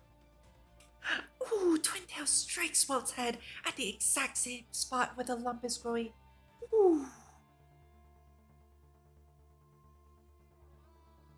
Yep, I remember the name Joaquin. Wait, I may have just put 2 and 2 together, but I'm not going to say anything.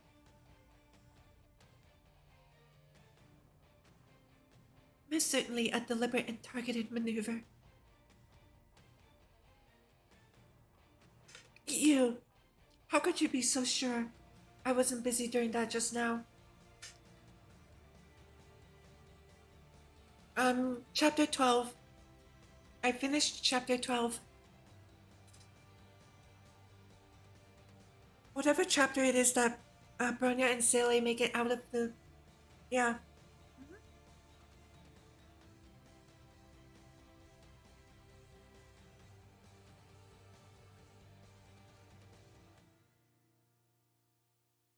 Yeah, okay, you know what? I'm just gonna say it. If this is Wout Joyce, right? That means the Finn's son Joaquin must be Wout Yang. Everything except for Divine Key. Ah! That was the fork hitting my plate. Let me put my plate away. Okay. All of the basic manga except for Divine Key. I've read some side stories. Sakura Samsara. Yes. I read the second eruption manga. Wait, second eruption manga. Wait, maybe not. It felt like a bunch of side stories. I may not have...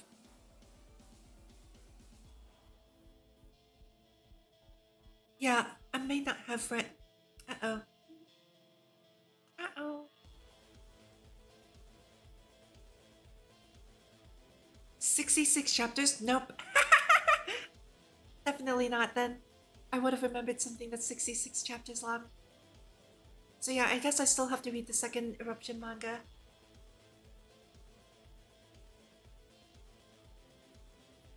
I'm on Hoyo stands right now.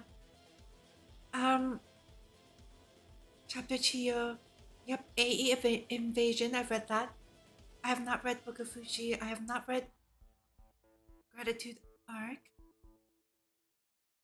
Sakura Samsara, I've done that. Silly side stories. Eruption,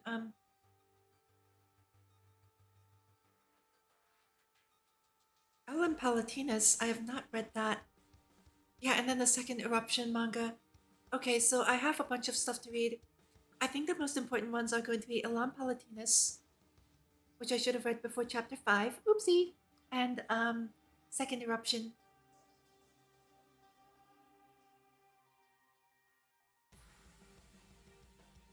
Yep.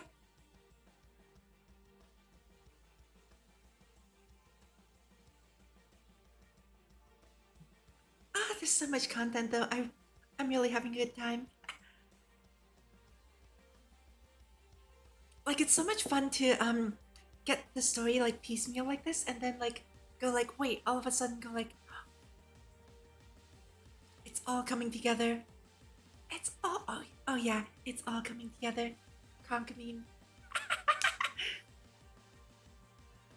Anyway, let's continue with Tesla's voice line. And of course, it's idiot. Insert Leonardo DiCaprio. Exactly, yeah. You're obviously envious of Finn the family man, right?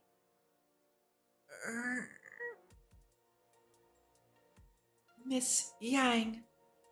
Huh? Henrietta Yang, a young and promising archaeologist, a beauty of mixed German Chinese heritage. She's the Finn's wife. However, she's also a very busy lady who can only be at home for around 10 days a year. How about you also try raising a child by yourself? Oh. Actually, everything is gotten much better after he started going to school. Anyway, my wife's work is valuable and deserving of our support. Okay, enjoy your breakfast!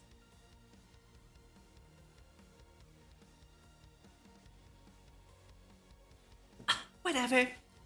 Your top priority now is to memorize your name and your surname.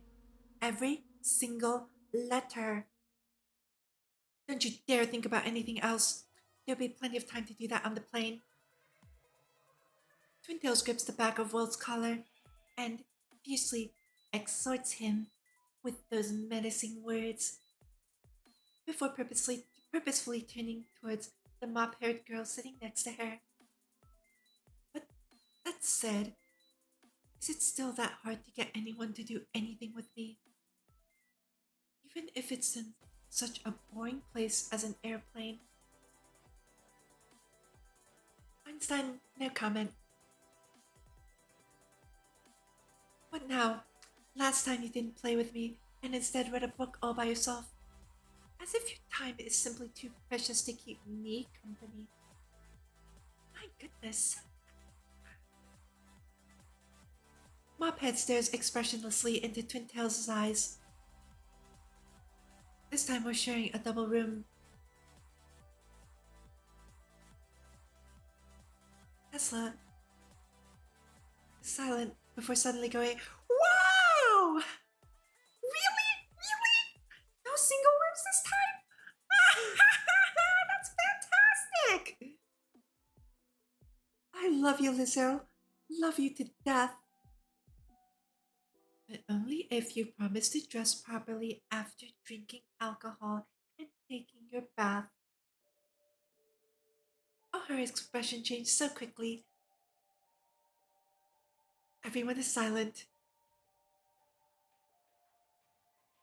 Such a tease. How could that possibly be true?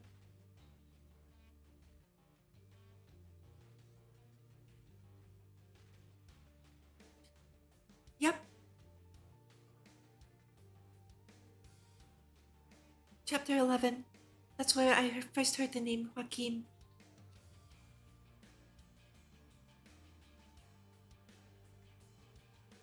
Could that possibly be true?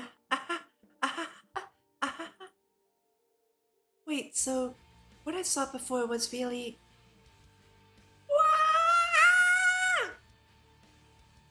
Before the poor young man in the front seat could react, he was already clutching his head, groaning and falling back into his seat. Well, shut your trap. The first leg was from London to New York. 8 hours. I'm not sure if planes looked this modern back then. If planes look like this. I know plane designs haven't changed, like, internally for a long time, but, I've watched The Twilight Zone, and you remember that really freaky episode with, the gremlin on the plane wing? I don't think the inside of the plane looked like this, and that was about the same time period. Anyway, I did not like that episode. It was very scary, and I still have nightmares about it if I'm sleeping on planes. So, my poor man can't catch a break. Yeah. That airheadedness is really getting him into trouble. I relate to him so much, and I feel so bad for him because I would walk into the same traps that he's walking into and get berated by Tesla.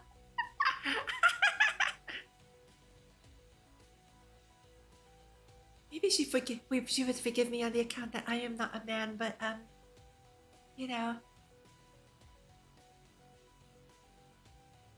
who knows? Why then transfer to a flight to Chicago. 2 hours. Then the final leg to Billings. Another 2 hours.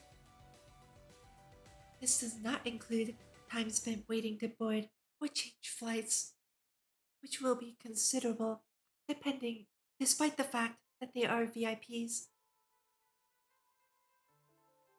With the expectation of such a long journey, the roar of the jet engine is even more sleep-inducing than usual. Especially when the scenery outside the window is an endless monotony of vast ocean. So even when Welt is awoken by an urge to pass urine, for a while he hesitated to leave his seat. He lifts the right arm of the lightly snoring twin tails that had been draped across his body.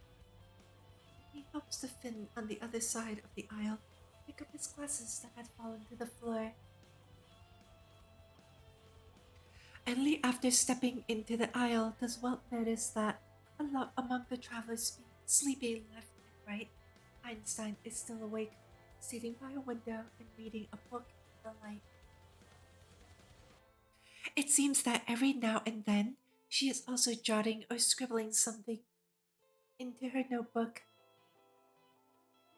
I'm going to the restroom for a while.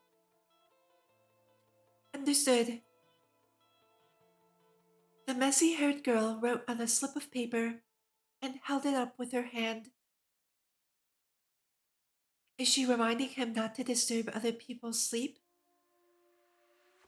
Walt remains silent. Feeling embarrassed, the young man decides to get on with it and move towards the restroom. At this moment, no one is waiting in the queue, so Walt is quickly able to address his particular physiological need. Wait, do I get choices like a real visual novel?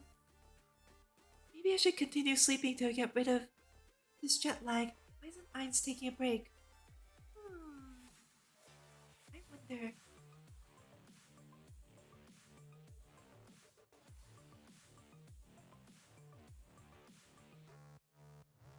Silence. More silence. Countless people killed. Countless buildings, the pride and joy of those very people, incinerated and destroyed. I have long since grown numb to the desperate wailing. Now, these survivors, like cockroaches, how are they going to deal with me? Eviscerate me alive, cut out my Hershey core, then hang me like a dog in public?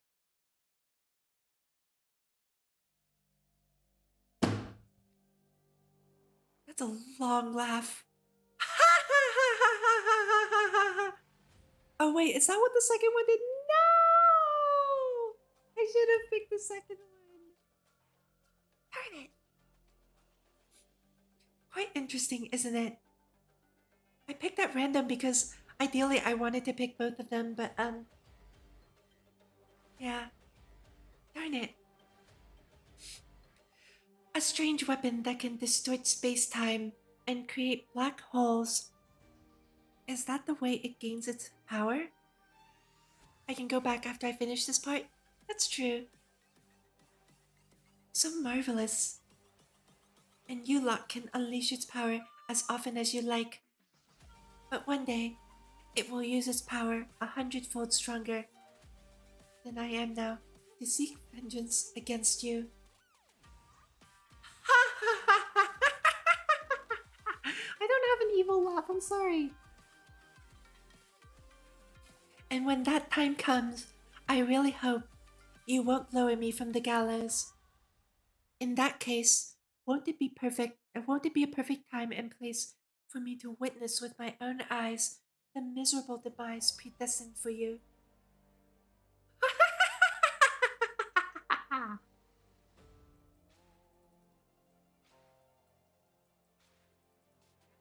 Walt is silent.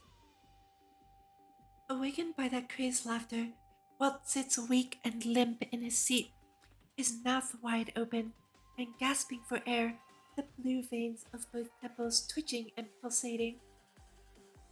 That nightmare just now, it felt much too real, so real that Walt begins to wonder if it was a flashback from his true memory. Hersher. Walt had heard this term before, while he was in the previous labs.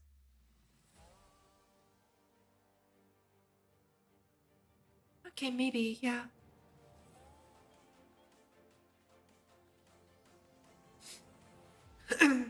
According to conclusions drawn from ancient manuscripts, when the instantaneous power output of a Honkai eruption reaches over 1000 Honkai watts. Honkai watts, right? Or is that...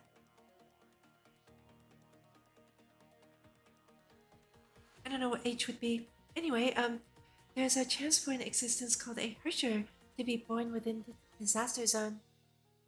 The Harsher is a monster transformed from a human who is highly adaptable to Honkai energy. These women can use the supernatural power originating from the core of the Harsher to destroy the human world with impunity. It's also interesting, the word Herrscher, right, is German for, I believe, ruler or dominator. And in the Japanese version, they call Herrscher, Richa, which means, well, dominator or ruler. They're the same translation. Likewise, Shiksal means destiny, I believe, and so does the Japanese translation Tenmei. Just little things, that you pick up because I understand both languages to a degree. I understand much less German than I do Japanese, though. So, yeah.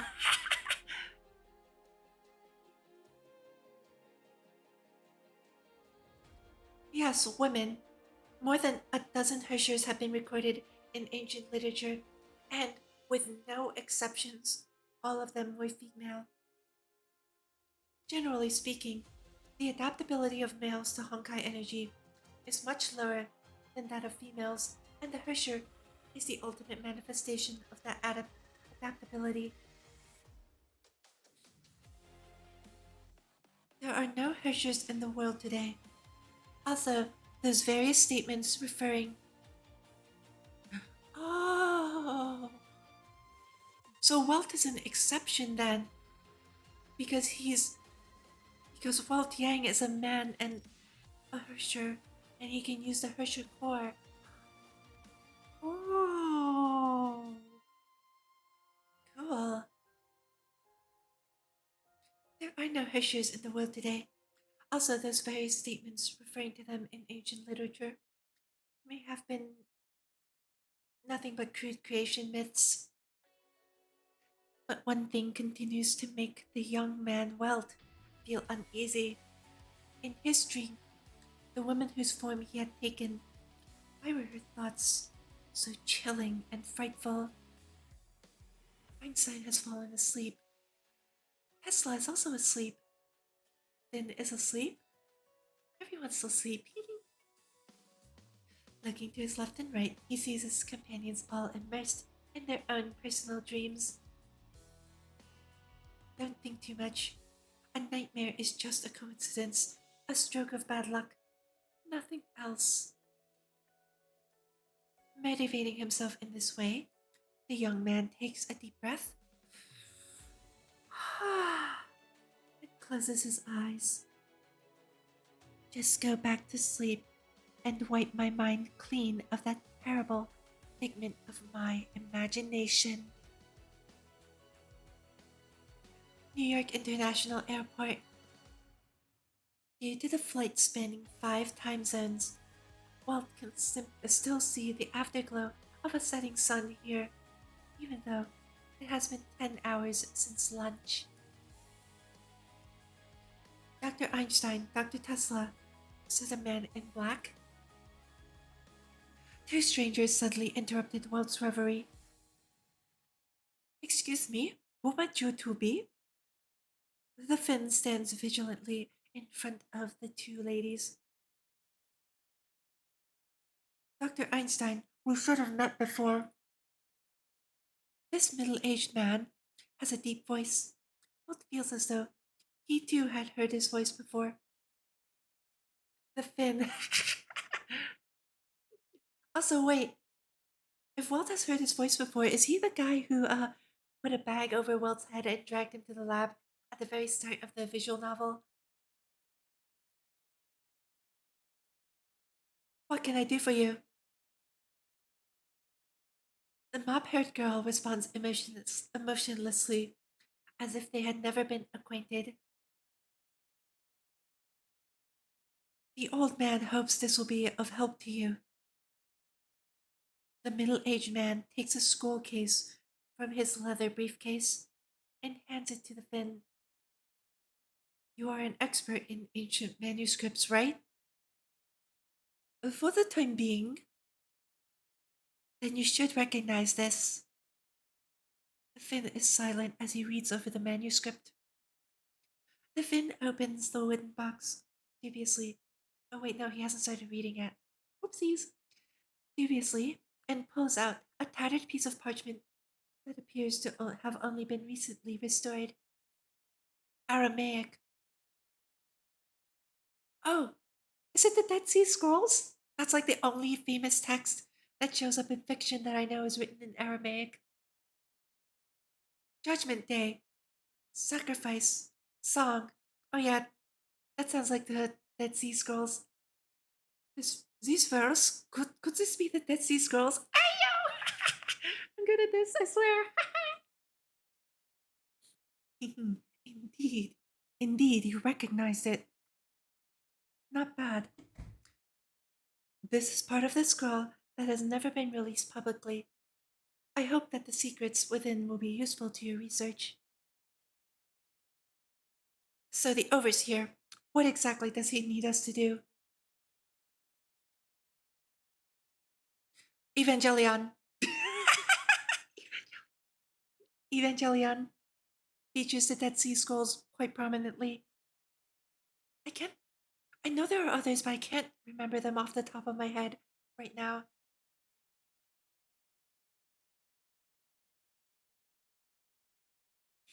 Mm. Oh, were they? I must have forgotten. In the deep, I must have forgotten. Yeah. But yeah, someone did mention that Honkai Impact draws heavy inspiration from Evangelion, so I'm not surprised that they also have secrets buried in the Dead Sea Scrolls. The old man just hopes to give Lab 42 a hand in their research. That is all. In other words, he has high expectations for our research this time, yes? Of course. He looks forward to reading your thesis. Okay, okay. I understand. Evangelion's a good time. I recommend it. The point of our activities here is to not let the North American branch monopolize the results, right? To muster people and mobilize resources for such a trivial reason. Relations between the European and North American branches must be quite sour indeed. Ah, yes. Here's a souvenir. Please kindly accept. The middle aged man no longer pays any attention to Tesla, but instead takes out a box of luxurious looking chocolate from his leather briefcase and hands it to Einstein. Well, see you next time. I suppose they departed. Tut, tut, tut. That man liked to talk around the point, but I could tell that they still have that same old authoritarian streak. After all, the tail cannot be allowed to wag the dog, and the tree trunk must remain strong while its branches remain light. Now that a new branch finally prospers, they have come to fear it, and so they turn against it faster than turning the pages of a book. Einstein has no comment about that.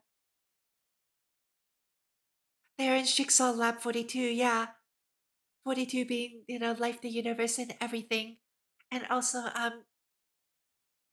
given given that I know the history, they have not been they have not broken off and officially formed anti-entropy yet.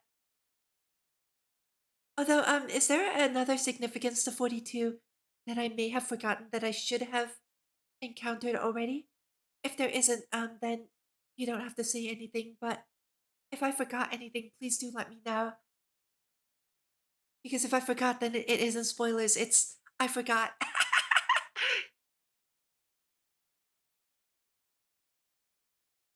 Einstein remains noncommittal in her non response and silently peels away the wrapping paper from a piece of chocolate. Thank you so much, yeah. I wish my memory were better. Hey, I'm speaking to you, mophead. Just a box of chocolates is enough to win you over. If I don't eat it, Mr. Cocoa Farmer will be upset. Mr. Cocoa Farmer. Oh my god. Are you even listening to me? Okay, this looks like the end of a chapter. Okay, so I can load the chapter, right?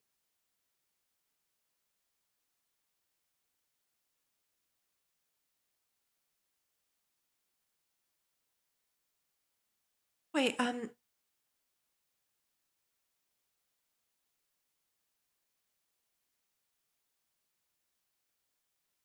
do I do that? I did save, yep. I saved, yep. Save. And then exit out, right? Or is it safe to exit out? And is there like another menu? No, when I load, it loads here, so wait, hold on. Oh,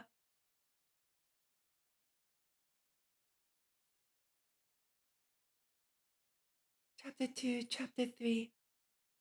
Wait, no. Ah, part 2, right? Okay, let's go to the part where we can talk to Einstein and pick the second option, and then we'll load our save. Okay, this is a discussion on Ulysses. Come on, board the plane, board the plane. So yeah, how are you doing?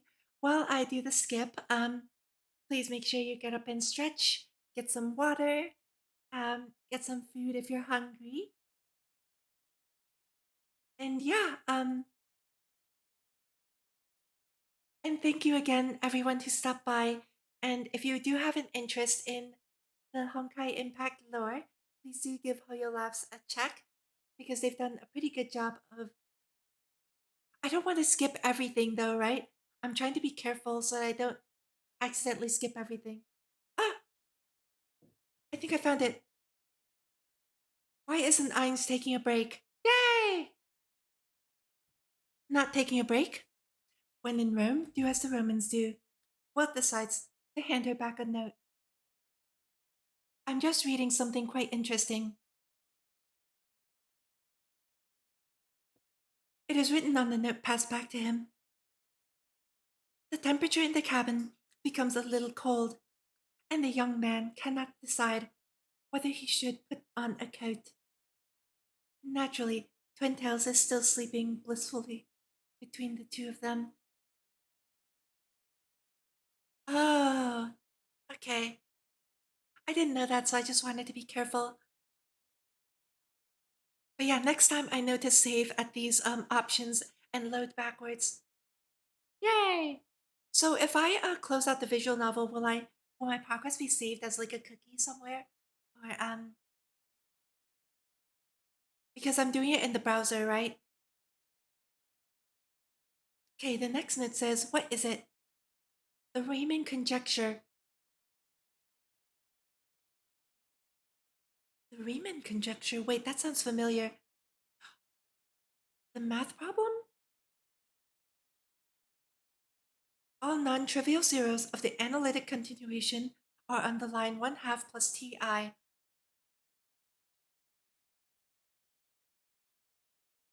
This is a summation from n equals 1 to infinity of 1 over n to the s for a okay, so that's a Riemann sum with the what's the parameter s? Wait, damn it, math!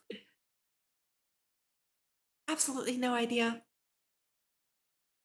Not surprising. And people who lack knowledge of complex functions will find it hard to understand. You only need to know that it can be considered the holy grail of the entire mathematical community. So a Riemann sum, right, is if I hope I remember calculus correctly, but you know how Newton invented calculus, right? I believe like I believe like calculus was the mathematical foundations of calculus were finalized by Riemann, who did like all the groundwork with them with his summation. Without the Riemann summations, it's actually not possible for a lot of calculus physics and fundamental sciences to exist. So yes, it is a very, very important equation. Holy Grail, for example, if it holds true from the generalized Riemann conjecture, Goldbach's conjecture can be easily proven. Do you know what Goldbach's conjecture is? I know a lot of interesting stuff. I hang around academics. This is what they talk about to me without caring if I understand. But then sometimes I'm able to absorb it and just not remember it correctly. So if I remember things incorrectly, it is up to you, chat, to Google things and be like, Priestess, you're wrong. It's actually this. Okay?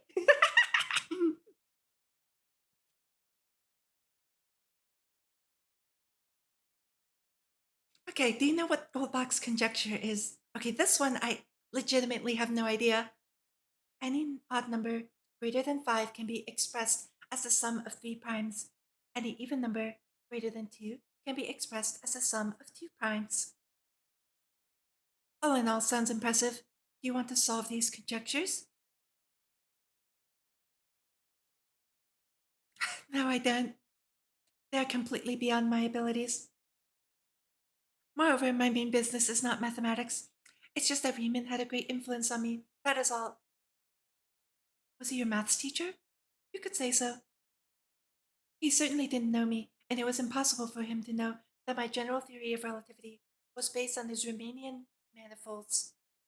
After all, he was a historical figure from more than 100 years ago. He was dead by the time my grandpa was born.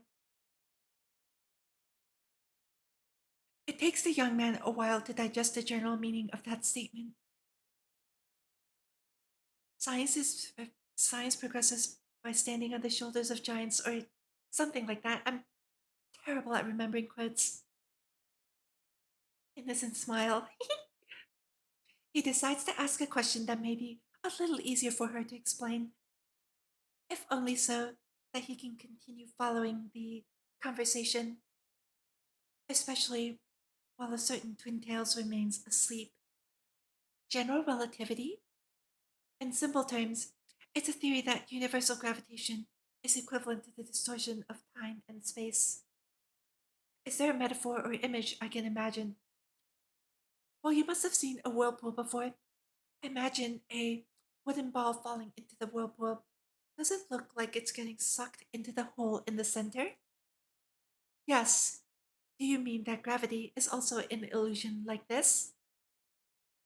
That's right. We know that for the wooden ball, the twisting water surface is the direct cause of its spiral motion. The same is true for a planet. Any object will rely on its own mass to distort space and time they are in, forming a vortex that attracts other objects. Gravity is just a manifestation of this distortion. Imagine that the surface of the Earth is full of such ripples, and our plane is surfing on it. This feels like some kind of philosophy. Physical theory without mathematical notation is philosophy. That's why Sir Newton's masterpiece is called The Mathematical Principles of Natural Philosophy. And remember, all of that math is built on calculus. Remember for a second that Newton invented a whole branch of mathematics to explain his theories? Like, that's crazy, right? That's so wild. Anyway, I haven't read that book. You won't find it easy to understand. The mathematical notation of that era itself is it of that era is itself indecipherable for most modern readers. Decipherable. Speaking of which, what was that weird text in Schrodinger's letter that I couldn't understand? Oh wait, no, stop. Okay, that was a misclick. Okay, it's okay, we have logs. Speaking of which, what was that weird text in Schrodinger's letter that I couldn't understand? A name. The name of an information processing device from 50,000 years ago.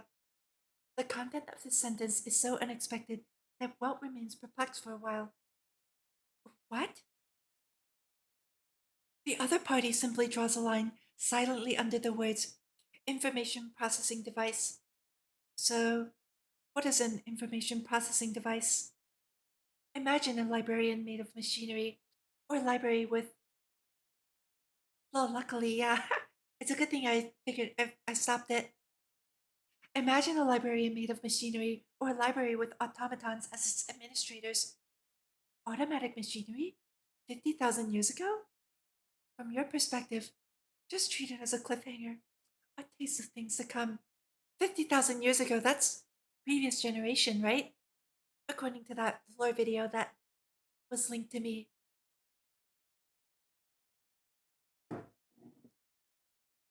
There's like a previous generation that happened 50,000 years ago.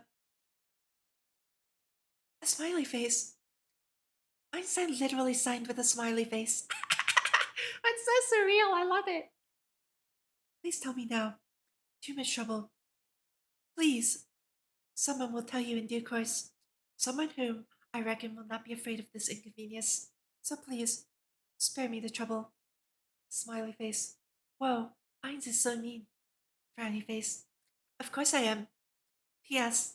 Now that I think about it, I find your tone pathetic. The young man had no choice but to stick out his tongue. Blah! Funny, isn't Einstein the one who's supposed to be sticking out her tongue? You know, that famous picture with Albert Einstein with his tongue stuck out like, Bleh. The girl responds in kind. I can almost imagine it. While doing so, she also takes the note back from him. Let's use this opportunity to attend math class. Are you serious? Of course. Do you know how to prove e to the power of pi I plus 1 equals 0? Oh, this is Euler's formula. I know this one.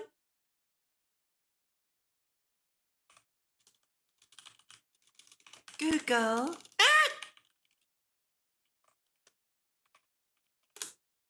This one. Oh, wait. Google didn't like my apostrophe.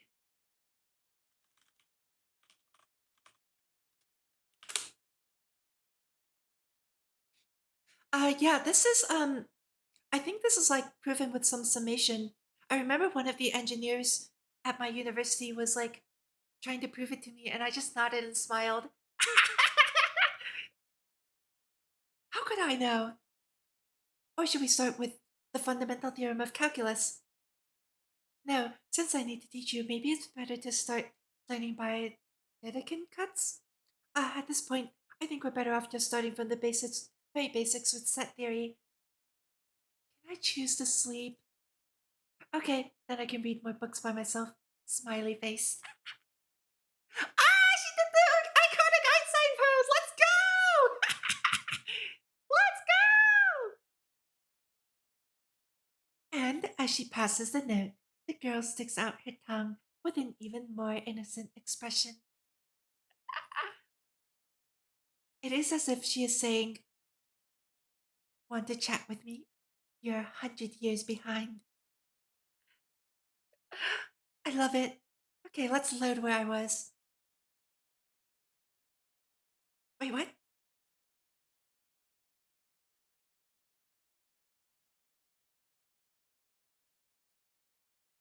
There, I fixed it.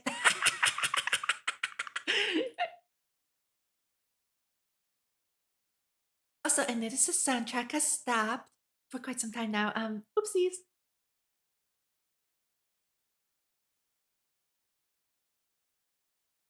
Welcome back, Chris. How was your breakfast?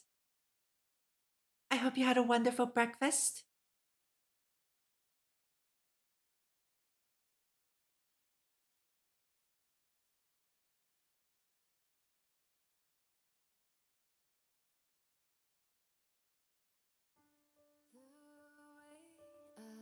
Okay, let's put the soundtrack back. And it's a cry soundtrack. I'm sorry. I'm sorry I keep playing this, but it's a really good song. I love it so much. Yep, it's Nightglow. It's the third time. I know. I'm so sorry. I'm just playing the same playlist. Would you like me to play something else? I can play the Sario playlist as well. So how did the situation end up like this? Should save. Both takes a furious sip of cola while warily watching the Finn, who is carrying shopping bags of all shapes and sizes. The girls have gone to a lingerie store, and the young men had no choice but to pull away, with the only other male to make small talk outside. Why would you do that to yourself? Tragedy is good. Oh my god. Yes, the other man, who was about to follow the girls and swagger inside the store himself. Is this shopping really ever need a reason? Unperturbed, the short-sleeved man spreads out both hands in a frivolous gesture.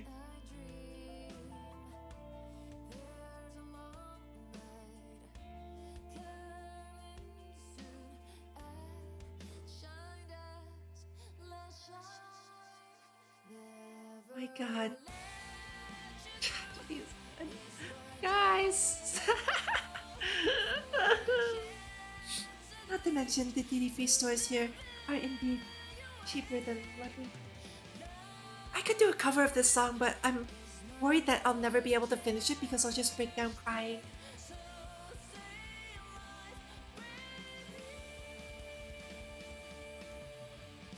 This guy is really good at carrying bags. Even with his ridiculous posture, still they do not fall to the ground. Can it be that hard? Can it be that he had frequently played such a role in the past? Isn't his wife some archaeologist who is often away from home? Women are indeed such terrifying creatures. I try not to be. Hey! So is this the reason that Dr. Tesla lives, quote-unquote, paycheck to paycheck? You're half right.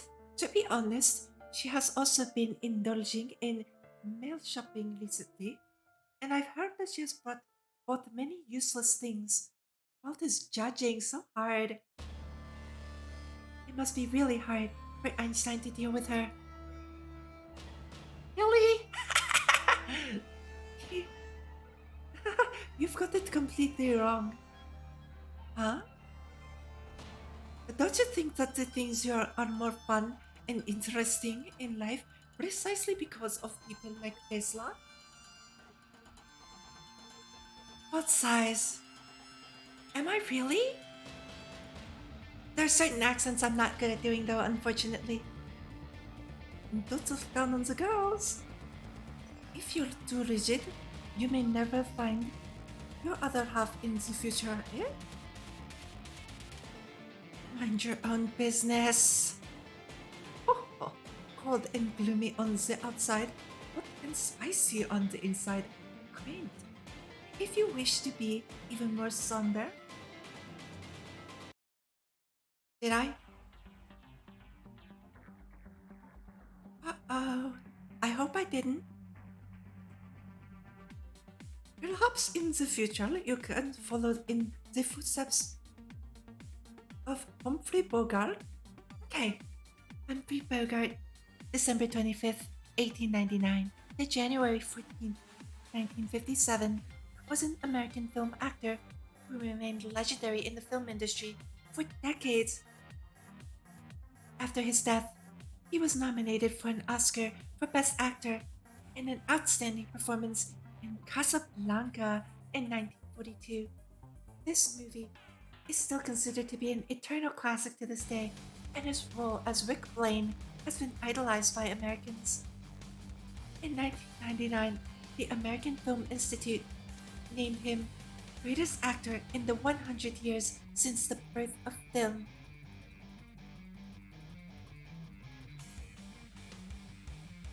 Yeah, it might have been during the accidental auto. Hello, Auto Apocalypse. How nice of you to join us, Mr. Otto. Thank you for stopping by. I hope you're having a wonderful day. How are you doing today, Otto? Welcome to the welcome to the Anti-Entropy visual novel. This is when Anti-Entropy. This is the part where Anti-Entropy breaks away from your organization, sir. Hi.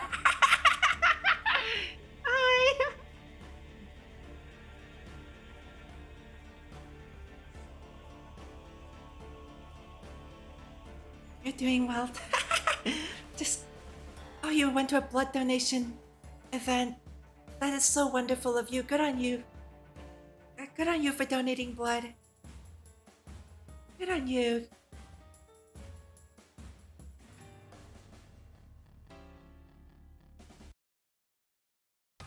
Perhaps in the future you can follow in the footsteps of Humphrey Bogart. I mean, like Rick Blaine in Casablanca. Well, doesn't seem to know film.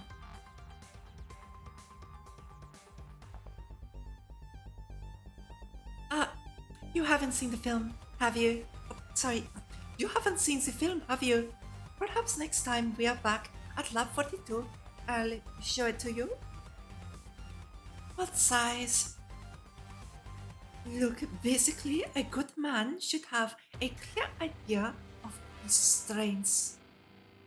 Mr. Goldwyn Glasses gestures with an OK sign and rounds off the topic before Welt could get in another word. What size again? I do have something I've been concerned about for a while now. Walt tries to dispel his negative impression of the Finn and begins to steer the subject of conversation to one of his own liking. Oh, is it about the organization or is it about something we're going to investigate? It seems he won't refuse any topic. Well, I do care about both of those issues. But what I wish to ask you is neither of those things. Do you wish to pose a question specifically to me? The look of Mr. Goldwyn Glasses betrays a hint of surprise. He seems to waver ever so slightly. It's just that, no need to dilly-dally about it. Neither doctor has a boyfriend yet. Okay? I don't even know what. He just assumes that the question is. Nobody asked you that! Since you were saying absolutely nothing, all I could do was guess blindly. Mr. Goldwyn Glasses shrugs his shoulders in an exaggerated manner. He stuttered.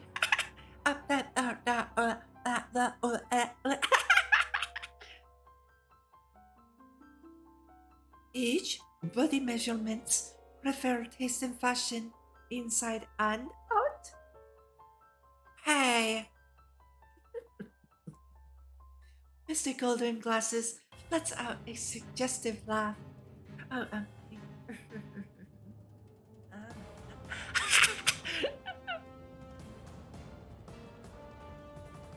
think it's best to wait for them to give you the answers themselves, yeah?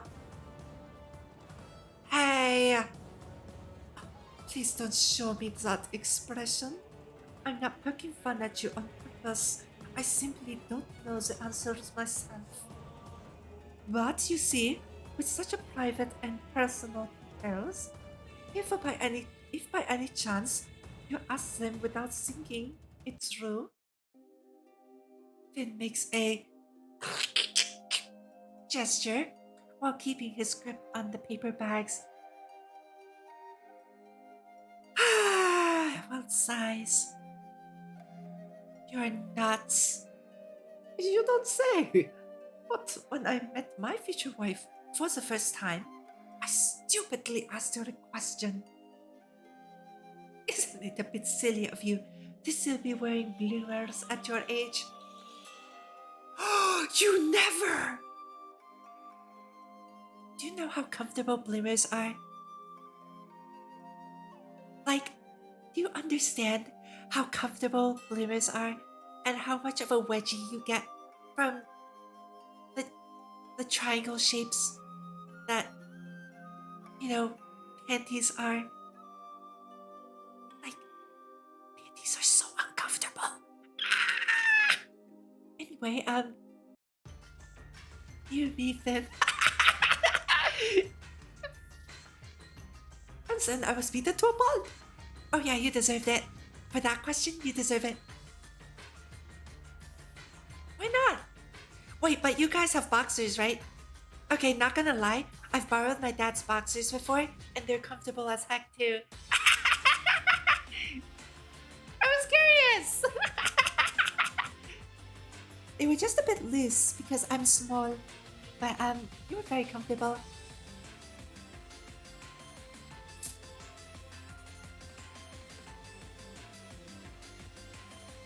That was quite an intense and heavy beating, I tell you.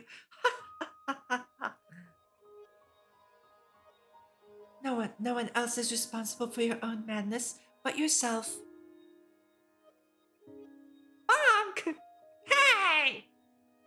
I'm just saying that boxers are comfortable. What? What's wrong with that? They're comfortable. I was just curious about how they felt when I wore them. So I borrowed my dad's. What's wrong with that? Wait, were you never not... Wait. No, I didn't! What? No, I asked you guys if you... What did I ask you? Did I misspeak? Oh, crap. Clip it. God damn it! God damn it! God damn it! You can clip it if you want. I don't care. I thought I asked if you guys, like whatever I asked, what I meant to ask was, have you guys ever, wondered what the other gender's underwear? Oh, I must have misspoken. I said, like, you... Oh, I see what got misconstrued. God damn it. I said, like, you guys have boxers, right? As in, like, generally speaking, guys have boxers, right? Because the guys in my life, host dad and my brother, use boxers! They use boxers! I made an assumption! The guys have boxers! I'm sorry!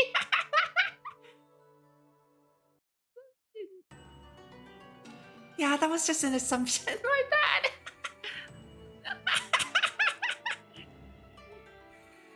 Yeah, you guys, as in, like, generally, you guys in chat, guys, you know, watching my VOD later on. Anyway, why the heck are we talking about underwear? Loose underwear is comfy, okay? That's the takeaway from this conversation. Thank you for the good time. Let's get back to it. Blame Finn. It's all Finn's fault. Bonk Finn. But to be honest, if you someday meet a 30-year-old girl who still enjoys wearing bloopers, don't give up on this opportunity of a lifetime. What size? I mean it. If she happens to be a Finn, especially one who likes Yevon Bonk. Are you serious? You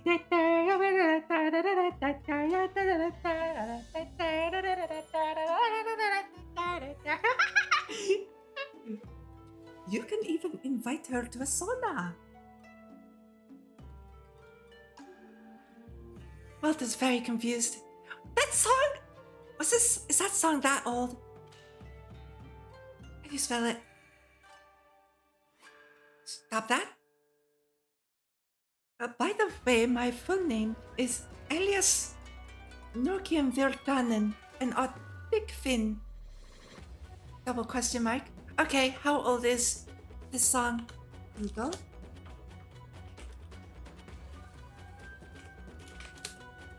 Google, please tell me how old this song is. Oh my god, why am I Googling this? It's a Finnish song with lyrics printed in 1928. Wow, that is... Okay, 1928. Oh.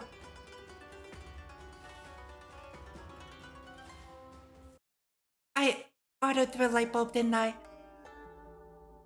That is real old, yeah. Well, it's a good thing I have Google, don't I? I need to pay attention more to the light bulbs. Dang it! Not again! Traditionally, everyone in this sauna room has to be completely frank and open with each other. Do you get what I mean? Oh, this is so confused right now.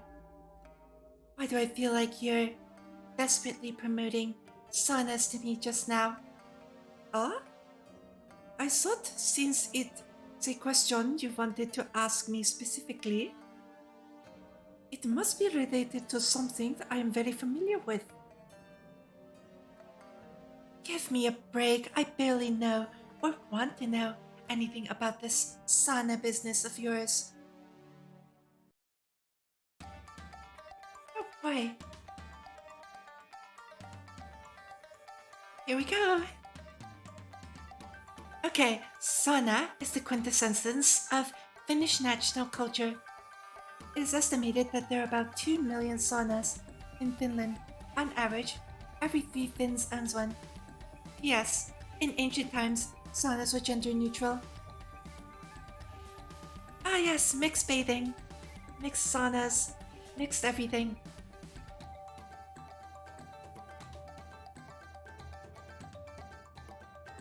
Yeah, it's... Why do you have 3 saunas? That's weird. That's weird to me. That's like a personal sauna per person. If I had like a 3-bathroom house, that's a bathroom. That's a sauna per bathroom. So you could literally have a sauna anywhere you go in the house. Huh? Isn't it the only cultural export from my beloved Finland that has gained worldwide popularity? I have been once. Although not in Finland, I stopped by it was actually in Germany when I was in Germany. But of course back then I was like, oh, it's just a sauna, right? I didn't know, like nobody taught me that, oh yeah, the sauna is from Finland.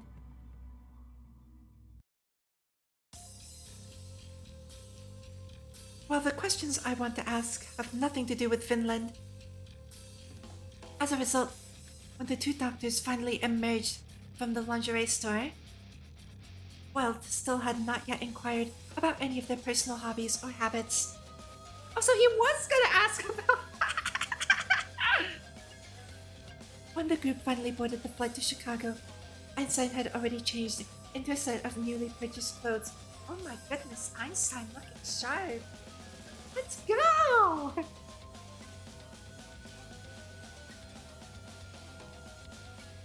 A furred shawl coat resembling a ferret, and an overflowing dress layered tier upon tier resembling a cream cake. It is said to be a Victorian-era debutante dress. It is difficult to describe, but the dress worn on her body gives off a strange and incongruous vibe, especially given that she is now sleeping, reclined on a seat with that book about Raymond plastered upside down on her face. Needless to say, this could have only been the result of Tesla's personal fashion sense. Also, needless to say, this... Wait, huh? Why's it repeating? Oh. Also, needless to say, this could have only been the result of Tesla's own wallet. And finally, it goes without saying that people like Tesla could never be caught reading professional or technical literature on an airplane. Let's play cards! Yay! The fashionable red-haired twin tails announces, why doesn't she wear that doll-like dress of herself? Three people is a bit awkward though. It seems that the Finn has already started to seriously weigh up their options. Three missing one. Mr. Goldrin Glasses is definitely the type who likes to play bridge. I don't play that many card games, but there's a Chinese card game. I think it's played in a lot of Asian cultures where you basically draw like a whole hand of cards, and then you play cards and match. Oh, how do I explain this? Basically, the number has to be bigger, and the number of cards has to be bigger. Yeah, I've never played bridge either. But like that card game can be played with any number of people. So like the way it works is like 3 is the smallest, and ace and 2 are the second biggest and the biggest, and then the rest is like 3, 4, 5, blah blah blah, Jack, Queen, King, ace 2, from smallest to biggest. And you just like throw cards on the table until your opponent can't play cards anymore, and the person who runs out of cards first wins. It's pretty fun. Easy to pick up, although I don't remember all the rules, nor do I remember what the game's called, so hee hee. Anyway, me and my tangents. Nothing awkward at all. Since we're already in America, how can we not play Texas Hold'em? Yes, I love TCGs. I never win there. Plus, Dad loves Magic the Gathering, and like every Friday, he goes out drinking with his friends and plays Friday Night Magic. So like on Fridays, if you hear the door open and close during my streams, it's probably him coming back home from Friday Night Magic. They like have dinner at a bar and have drinks and play Magic.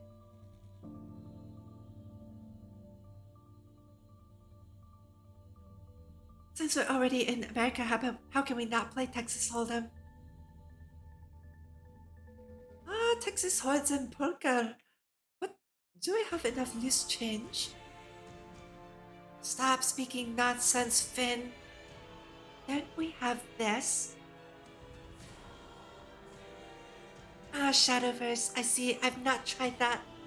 I've wanted to try the Genshin TCG though. I just haven't unlocked it yet. The red-haired twin-tails howls loudly with ill regard for the other passengers. And pulls out that box of chocolates from Einstein's bag. Oh no, she's gonna get Einstein back for eating the truffles!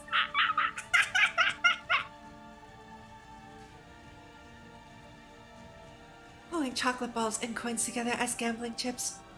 You really are a child. Did you know?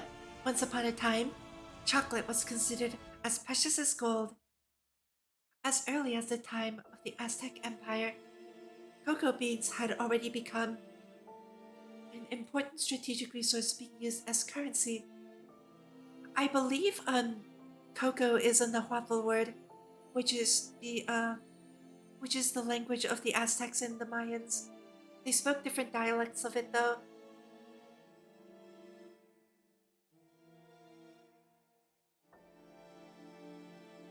It's also interesting, there's a boss with an Aztec named Tlaloc, the god of rain. I think it's the god of rain. I keep forgetting to look that up. You know what? Tlaloc in classical Nahuatl is the god of rain in Aztec religion. Ha! I was right! Yeah, let's go! I remember Aztec mythology. Let's go! It's been so long since I studied that.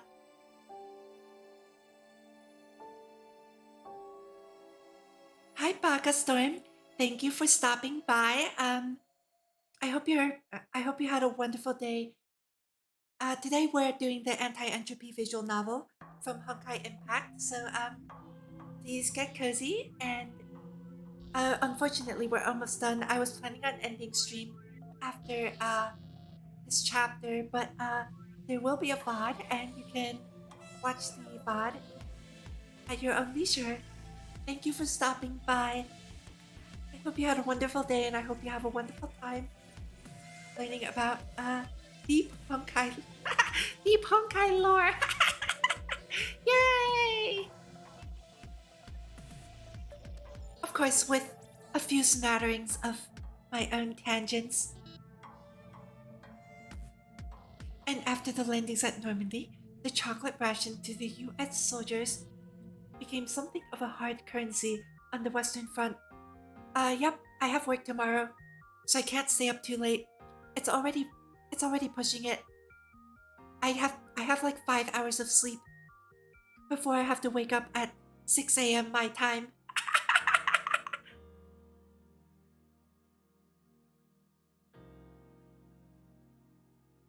Wait, no, not 6 a.m. my time. Wait, I might have more time than. It's not 5 hours, but no, yeah. I would like some sleep. Yeah. Thank you. I would like some sleep before work.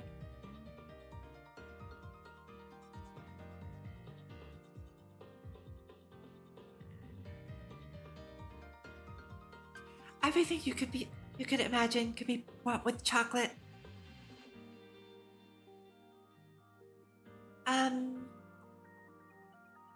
Modern chocolate is produced by some kind of special crystallization technology, which can preserve its hardness and taste at the same time.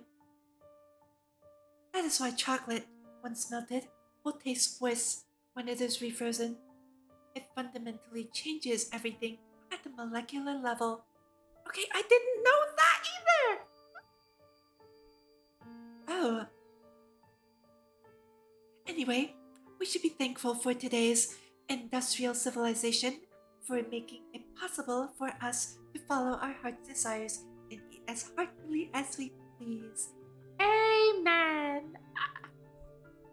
Excuse me. Yes, Assistant Welt.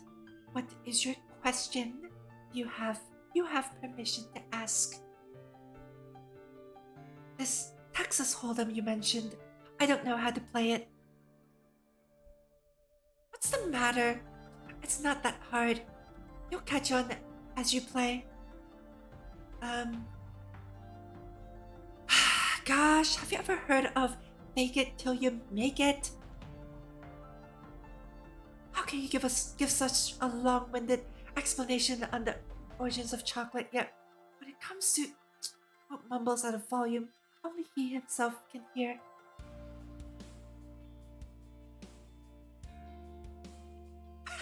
Walt is gonna get scammed, oh no! But yeah, you can learn a lot about a civilization just from what they eat and the kinds of stories they pass down. Generally speaking, in a pantheon of gods for any religion, the gods that embody concepts that people find the most valuable have a higher place in the pantheon than gods that embody, lower concepts or like more specific things. So more specific gods will be subservient to gods that embody broader concepts. So if chocolate was very important to the Aztecs, then you could surmise from their religion that it plays a big part in their religious services as well.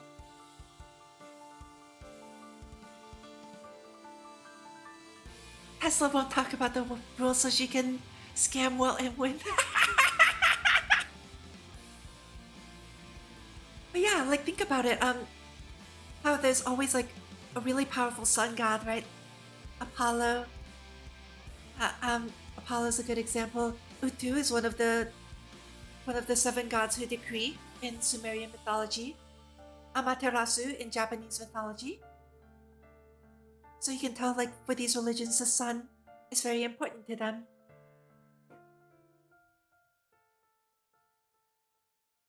Just like pattern recognition, stuff that I've picked up over the course of studying.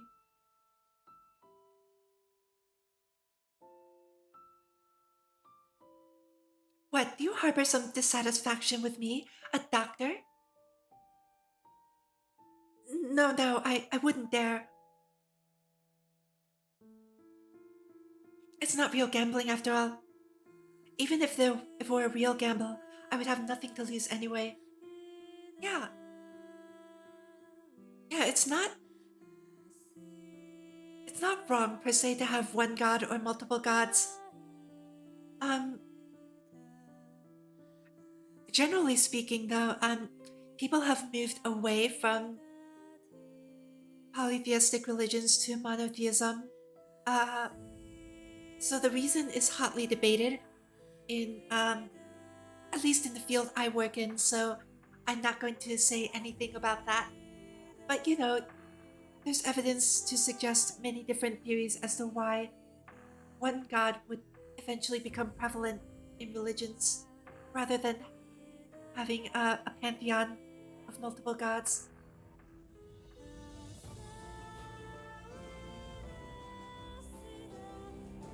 Egyptian is not one that I'm very familiar with, but yeah, Greek mythology is vast. There are people who are dedicated to studying certain parts of Greek mythology. So yeah, it's difficult to know like everything about it. Hellenistic Greece is also very well documented, hence the broad disciplines and many specific studies.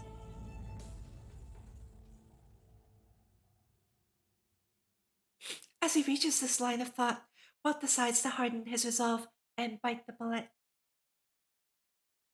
I tried to I tried to study a little bit of everything. The disadvantage is that I don't remember everything because my memory is really, really crappy. But the advantage is I know a lot of random things that, happen to stick to the wall, so to say.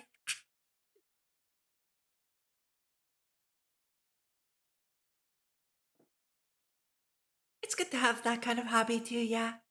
I fully support it. Yeah, fold. Fold. Wait. Tesla fiercely snatches the two cards from the top of the discard pile with hieroglyphics. Oh. Yeah, when I saw your assets too, I saw a lot of Egyptian themed stuff. That's really cool. Tesla fiercely snatches the two cards from the top of the discard pile and forcibly shoves them back into Welt's hand. No fault! Tesla, what are you doing? Why? No particular reason. Just no consecutive folds. But how can you be so tight with a beginner's hand? You're only playing when you see a face card or a pair. Otherwise, you just pass, pass, pass. Like you're brain dead! How is that any fun at all?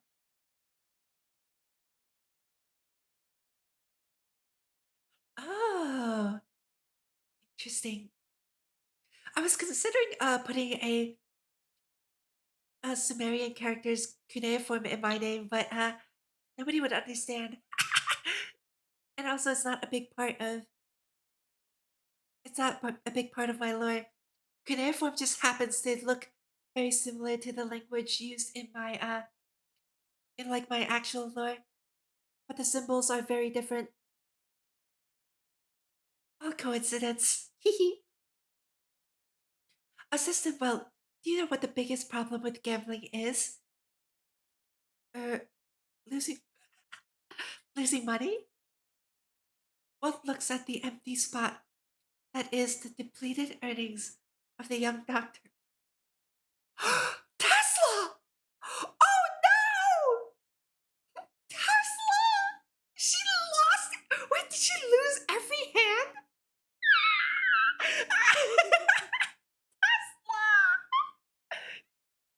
No, no, no. For people like you, it's caring too much about your winnings and losing all sense of fun with the game itself. You are so conservative, hesitating, cowering, stuttering. Are you even a man? You. God does not play dice. Rip Tesla. A familiar, inorganic voice transmits from beneath the Riemann book. It seems that Tesla's loud voice has finally stirred Einstein from her dreams. Sore losers called tactics. You, you, you're awake. You're awake. Even without looking at Tesla, Welt can still feel the blush on her face. Don't worry.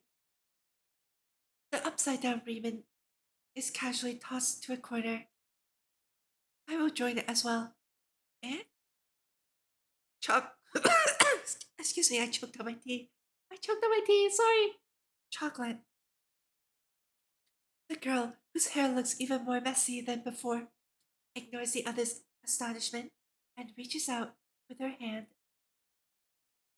Twintail snatches several gambling chips from the two gentlemen and hands them to her. Just then,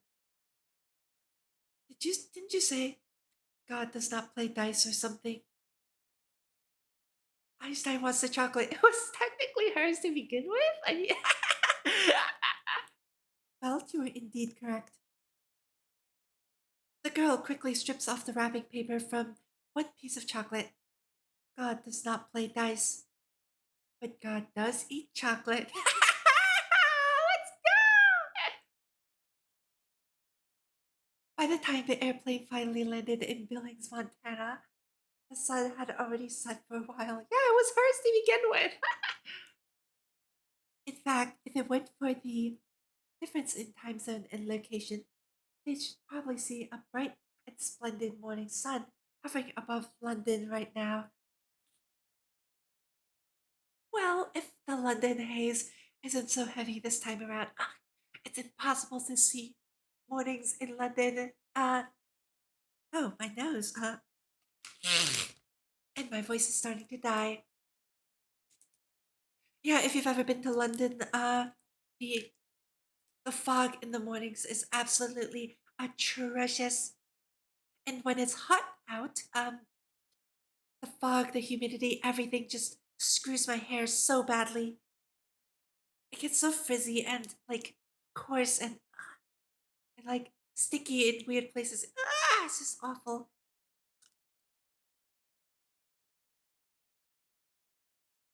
Billings is a small city, and coupled with the fact that it is currently off season for tourism, there seem to be barely any people in the otherwise large terminal. But perhaps because of this, once someone starts up a greeting or says hello, it is clearly audible at a distance of 100 meters or more. Einstein, Tesla, a tall, lithe woman with waist length hair, greets them loudly from a distance. Next to the sisterly woman is a young girl dressed in a down jacket with a single corkscrew. Oops, with a single corkscrew ponytail and an expressionless face, waving her hand in a perfunctory excuse for a greeting. Sure enough, the old hag is also here. Tesla is biting on her nails with some degree of resentment. How's she managing that? It looks like she's wearing gloves. It's impressive. That tall woman is Professor Plank, my doctoral supervisor, and the nominal head of the North American branch.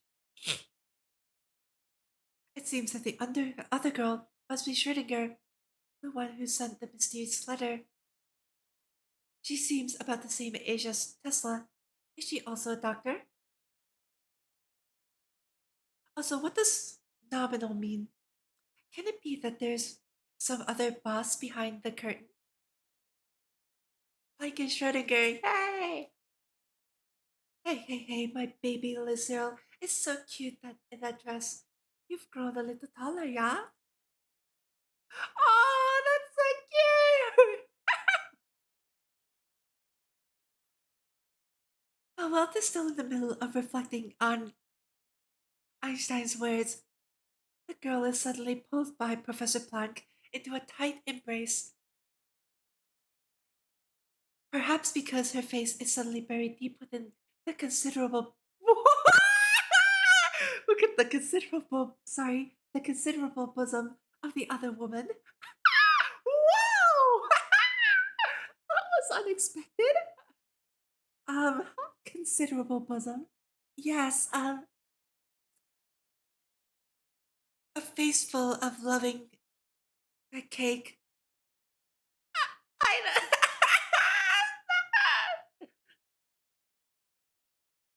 Beautiful, soft, brown. Uh, anyway, continuing.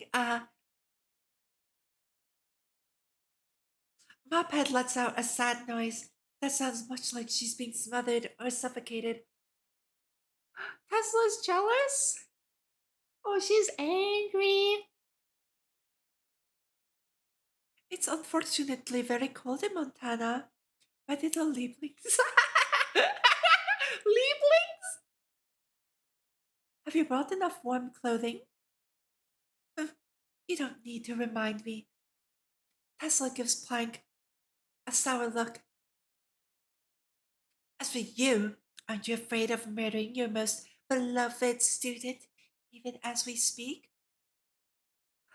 Rara, my good. One is inclined to believe that baby Lizelle is quite enjoying herself. The long haired sister relaxes her arms ever so slightly, and as Einstein's forehead squeezes out from her bosom, she gives her a light kiss.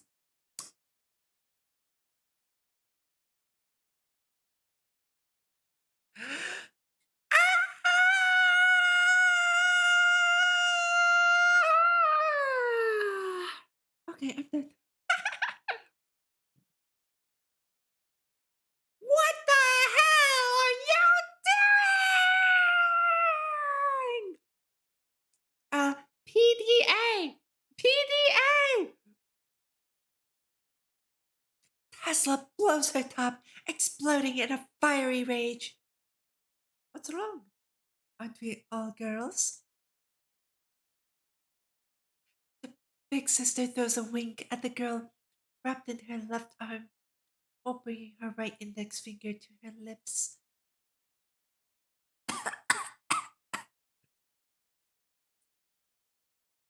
The poor mophead can only give a muted response as she has not yet recovered from the shock of the assault. Oh, dearly me. The Finn smiles, as usual, but Weld can now clearly read that his utterance of shock was closer in meaning to. This scene happened exactly the way I had expected it to. Greetings to the two of you. I am Dr. Elias Nokia Vertanen, a scholar in ancient manuscripts. This is Will Joyce, our research assistant. Oh, and I am sure Dr. Tesla needs no formal introduction. Am I right? It turns out that this person is also a doctor. It looks like it's really hard to find a proper job. Scientist is a proper job, though. What? What does that mean? Hey! An expert in ancient writing. That will certainly be most helpful to us. Professor Planck finally releases poor Einstein from her grip. Oops. Okay. She takes a long, seemingly earnest look up and down at the fin, but then her eyes turn to rest upon Welt. Research assistant? Uh, Nominally speaking, yes.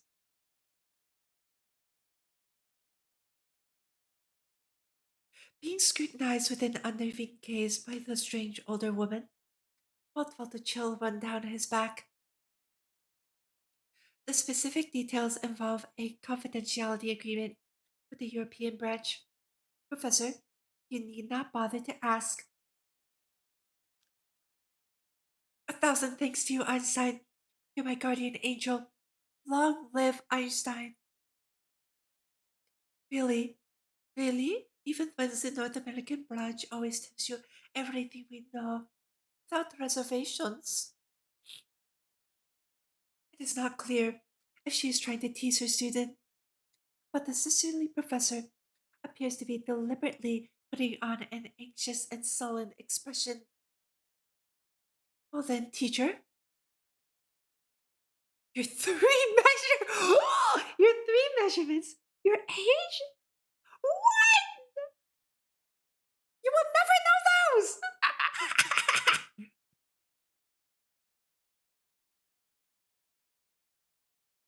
Neither does Miss Mophead pull back on her punches. 9462 90.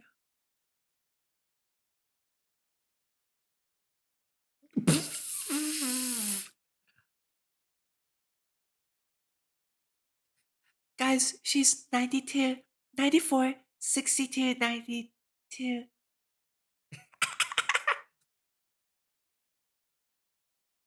17 years old, 17 years ago.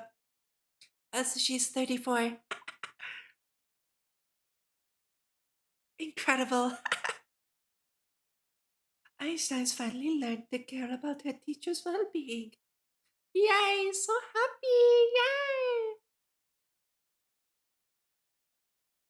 Sisterly Professor proudly makes a heart gesture with her hands. Cheer! Sending Onechan vibes to you. Einstein is at a loss for words. So is Tesla. Lynn has nothing to say either. Walt remains silent. Uh, did I say something strange? Um, bust, waist, bust, hips, waist. In centimeters.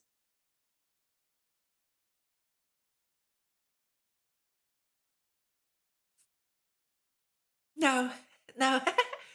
It's circumference, so the centimeters are taking a tape around the bust through the peaks of the nipples and around, then the waist right in the middle, and then the hips, and then the hips.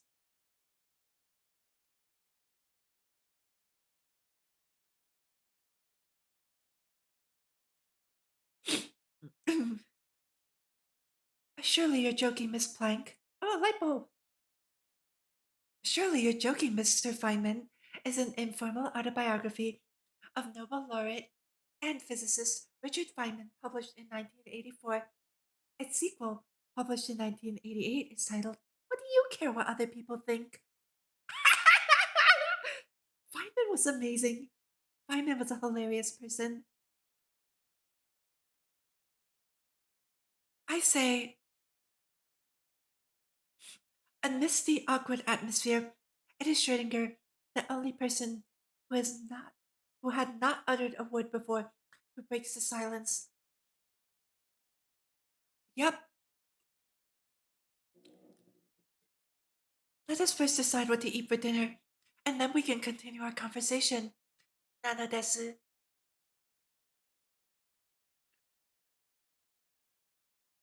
I'm gonna say nana desu after every one of her lines.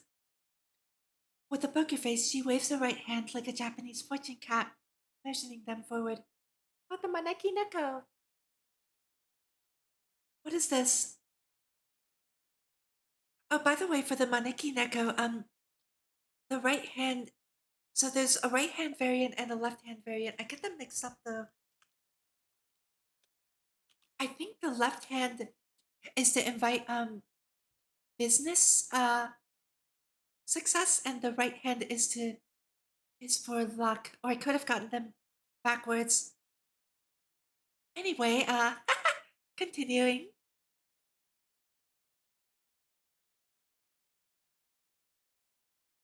What does that mean? The maneki neko? It means beckoning cat. It is the Japanese fortune cat that they referred to just now in the visual novel. It's called a Maneki Neko. Yep, the game made me say Nano desu. Here, I'll Google it for you.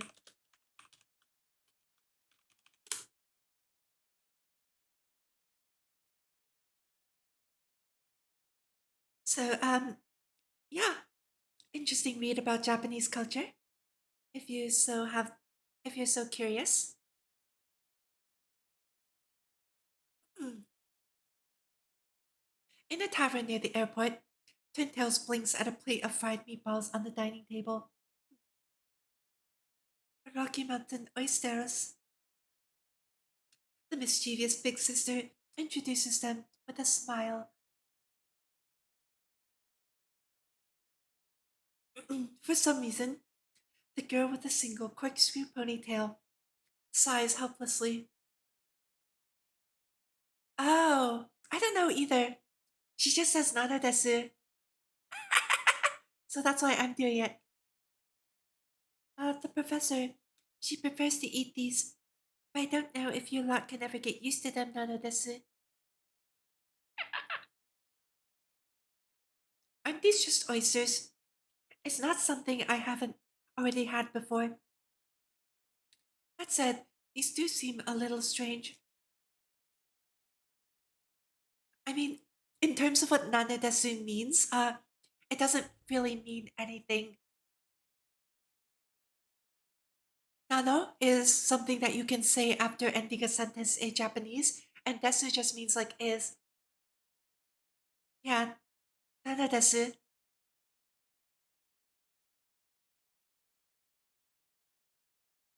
Yep, thank you. Thank you for the translation.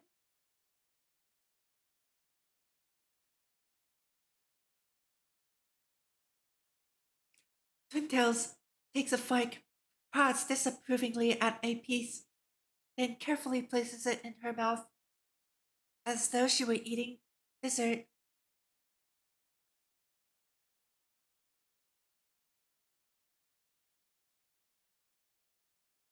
Well, yep, but ultimately it is just a verbal tick. It's cute though. It gives her a bit of personality, so I'll use it for her lines. Although she had already felt something fishy when her fork pierced the meatball, it was only after it had entered her mouth that she really began to feel her heart thump and palpitate with anxiety. The rubbery elastic texture is completely unlike the rich, complex flavor that she'd expect from good seafood. This is definitely not some oyster. Welcome back, Chris! I hope your mom is okay. But then, it is also unlike any other chicken, beef, liver, or heart she had ever tasted. So, what the hell is this?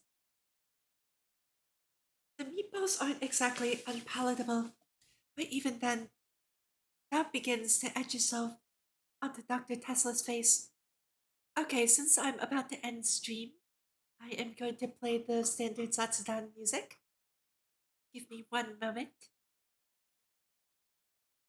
Where is it? Sha Sharu.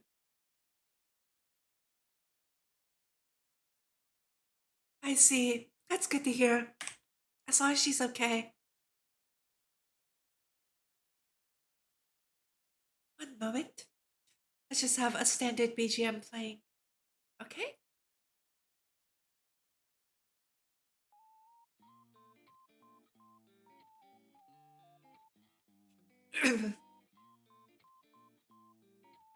The meatballs aren't exactly unpalatable, but even then, doubt begins to etch itself onto Dr. Tesla's face.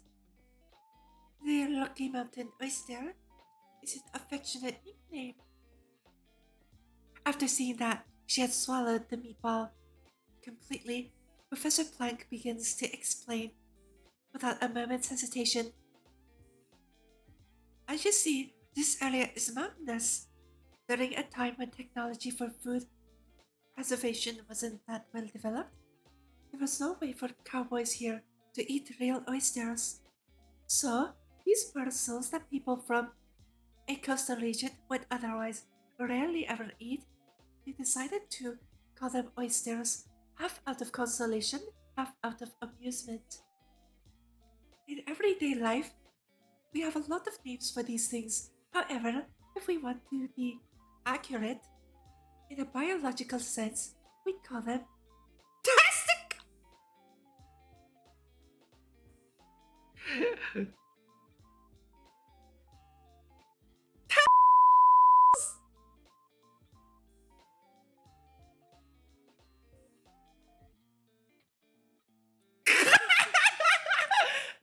Awkward.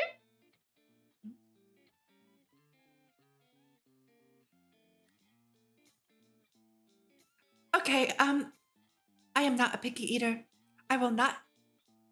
I usually try things once, but organs like internal organs are usually are what I are the one thing I can't stomach. So like it took me 5 years to be able to eat tripe. You know, like animal stomach, right? It took me 5 years to be able to stomach tripe.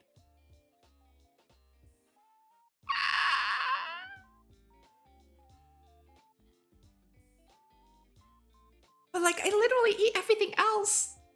This? I'm not eating that. You can't make me. Like forget internal organ. That is like specialized organ. That's special. That's a specialized organ. Ain't no way you're gonna get me to put that in my mouth. And also obligatory these joke. These hi, you just ate these.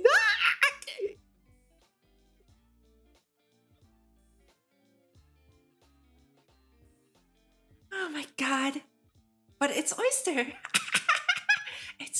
it's yes, it's oyster in quotes. Did you drop these? Did you drop your quotes? This was just like, what? Me, I'm desperately holding on to it.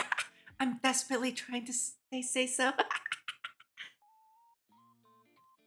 Twintail simply cannot believe her ears.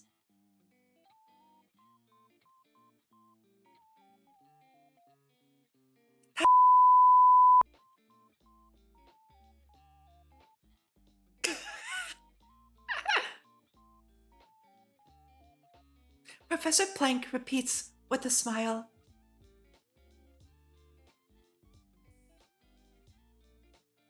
These were taken from young bulls.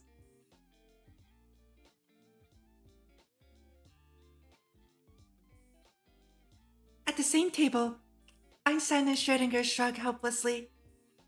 Welt and the Finn both hold riveted gazes at the forks in their hands, wondering what to do with the fried meatballs that have been covering so closely to their gaping mouths. She is, isn't it?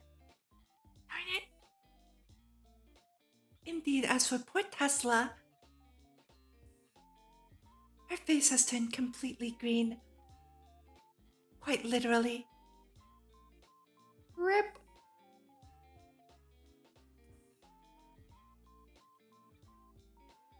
Can we get an F in chat for Tesla?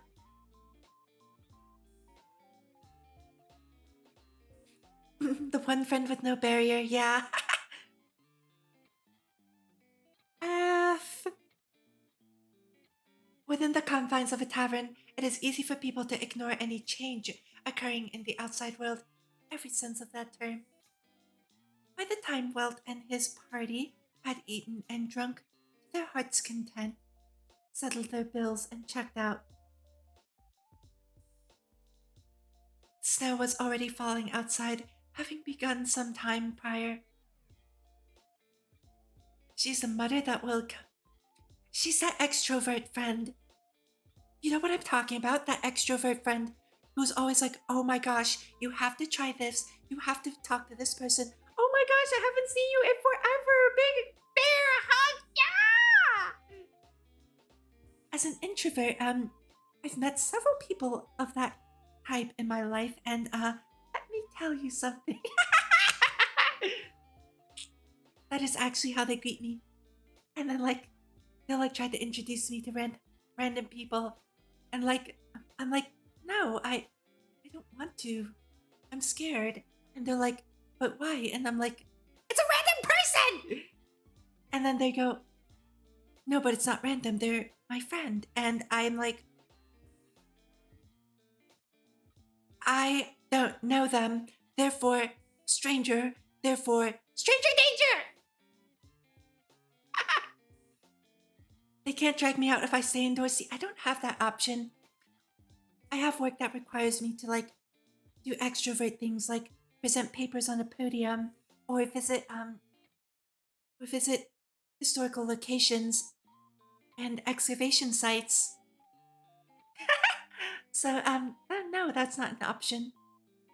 Although I have been more of a hermit lately because of both pandemic and the Canadian wildfire, since I was supposed to fly out to Canada, but I ended up not flying out, so I now work remotely.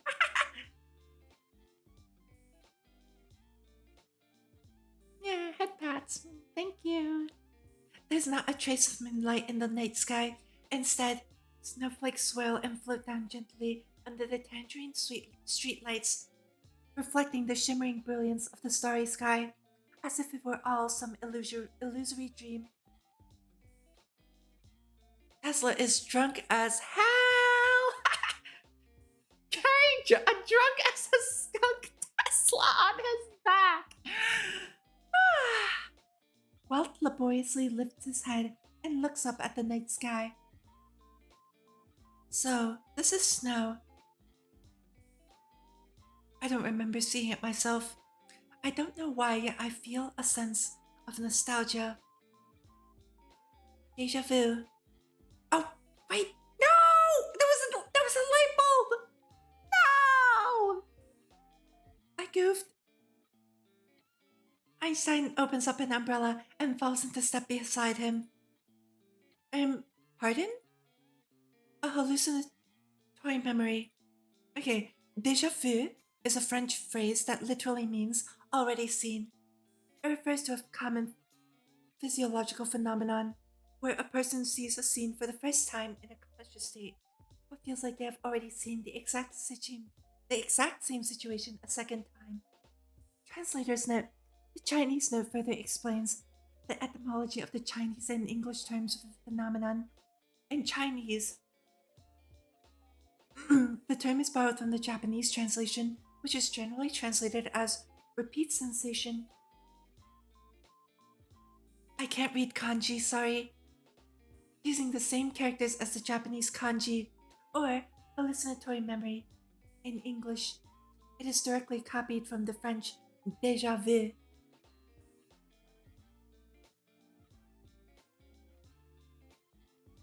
I don't think that you've ever seen snow before. It may just be that your hippocampus is overstimulated at this moment. There are times the human brain sometimes deceives itself, but your emotions may be sincere, but their origins may be fake. I wish there was a way to hide the UI so that I could take a screenshot. This is a very cute scene. Sorry, it seems like I've ruined the moment. No. I sort of like it when someone says something aimlessly like that. So casually and without a care in the world. At least it's more interesting than not saying a word. Ah, it seems that you two have quite the good relationship. The long-haired big sister had managed to catch up from behind some time ago without anyone noticing.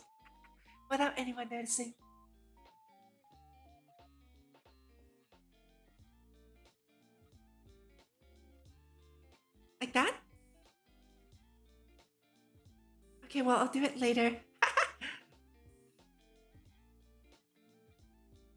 Oh, you can send... Yeah, you can send it in the Honkai screenshot thread in Discord. Under the Honkai channel, if you look at the pinned messages, there should be a thread for screenshots. Visual novel screenshots definitely qualify to go in there. Yeah, please do share screenshots. I would really love it. Professor, elders shouldn't interrupt when young people are talking to each other. Ooh, Bibi Lizelle is so cruel. Plank weeps in a faint and exaggerated manner. Oh, big sister is truly heartbroken. I need to be careful not to hold my R so hard. That's not Plank's accent that I've decided on. Now, big sister is truly heartbroken. I had even planned to tell you some good news. Professor, it is silly to pretend to be cute with less than wholesome. Less than wholesome intentions? Uh, um, what? I'm earnestly trying to be kind. All of you must be prepared for the nighttime raids. The twice 17-year-old girl suddenly puts on a pose, much like a model in an advertisement, and mimes gesture of firing shots at their chests. Wow. Huh? The poor young man is clearly taken aback by the words nighttime raid. I just understood what that meant.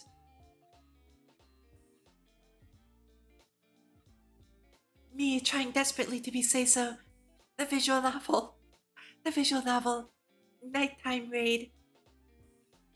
Yep, making my life real easy here.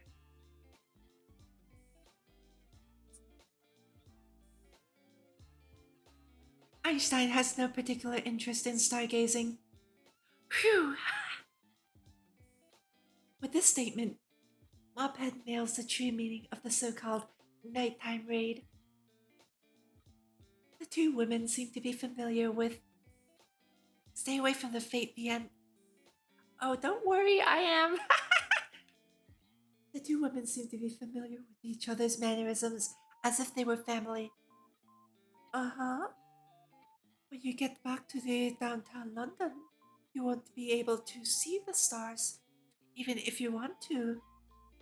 Oh? Moving high. Are you torn between two minds? The long-haired big sister wags her index finger provocatively. But you'll have to sleep well tonight. Everyone needs to get up early tomorrow to travel to the site. So pedantic. You're the one who raised the idea of a nighttime raid in the first place. Of course, us elders always tend, tend to be a bit more pedantic. Suddenly, for some reason, Plank raises her head, gazing over Einstein's head to stare at Welt. Don't you agree? This girl is such a lovely girl. As an older brother, you should know not to bully her. Yeah? Hey, brother? Ala. Machikaita ka mo shiranai. Yes, I was wrong.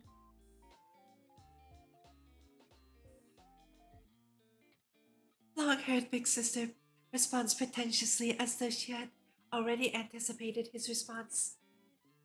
Fair enough, in that case. A pet, perhaps? A pet? Wait, what kind of relationship is that? Wait a minute. A pet? What's all this about? I mean it literally. If I had to exaggerate a little, a slave, a living toy. Not the boy toy joke that Tesla made earlier. No!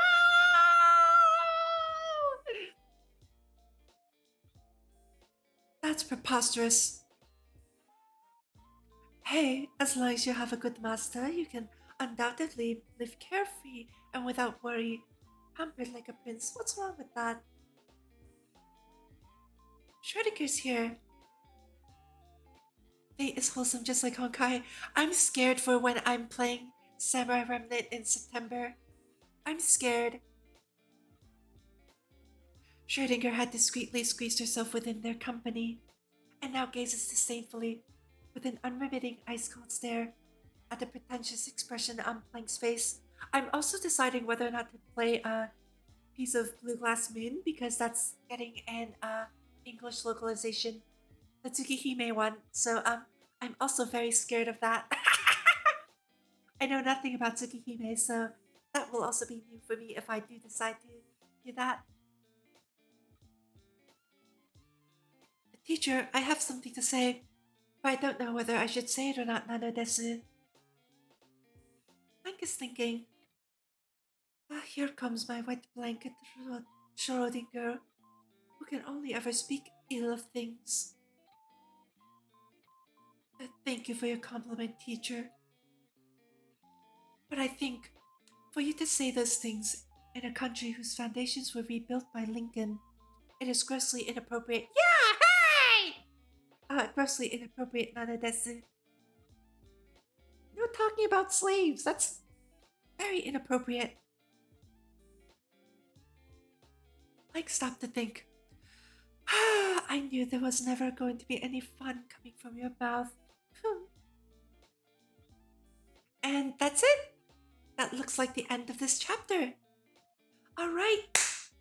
That was a wonderful experience. I'm really enjoying the visual novel right now. We are on chapter 5 of the visual novel right now. So let's go ahead and get back to the menu. So chapter 5, part 1. Next time we play the visual novel, which will be next Tuesday. Plank is sulking, yeah. So next Tuesday, we will be playing the visual novel again. Hopefully 4 more chapters, depending on how I feel and how much time I have left. But yeah, thank you so much, everyone, for coming out to support me. I hope you guys had a wonderful time going through the visual novel with me. Today we went through a lot of exposition and character introduction. So if you did miss any of that, the VOD will be up as soon as possible on YouTube as well as on Twitch. So please feel free to check out either the visual novel yourself or the VOD if you would like to hear my commentary. Thank you, everyone. Thank you so much for coming. Thank you so much. Give me one moment. Let's go back to the starting scene screen. I am going to F11 this and search for and just make sure everything is squared away. Yep. And speaking of unsay so, let's see. Actually, hold on. Let's not do that. I saw Fate stream and I was like, ooh, Fate, that would be funny. But they're doing some deep Fate lore, so let's not go there.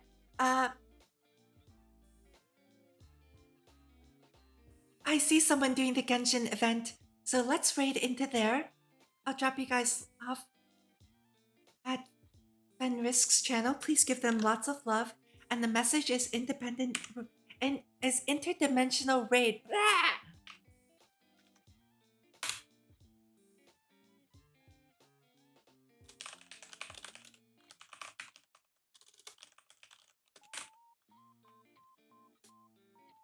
Thank you everyone for coming, and I will see you again on Thursday for actual Honkai Impact. and also on Tuesday for more visual novel, okay? Bye! Thank you! Honkai veteran, nice! Nice, okay. Enjoy! Yep, that's perfect.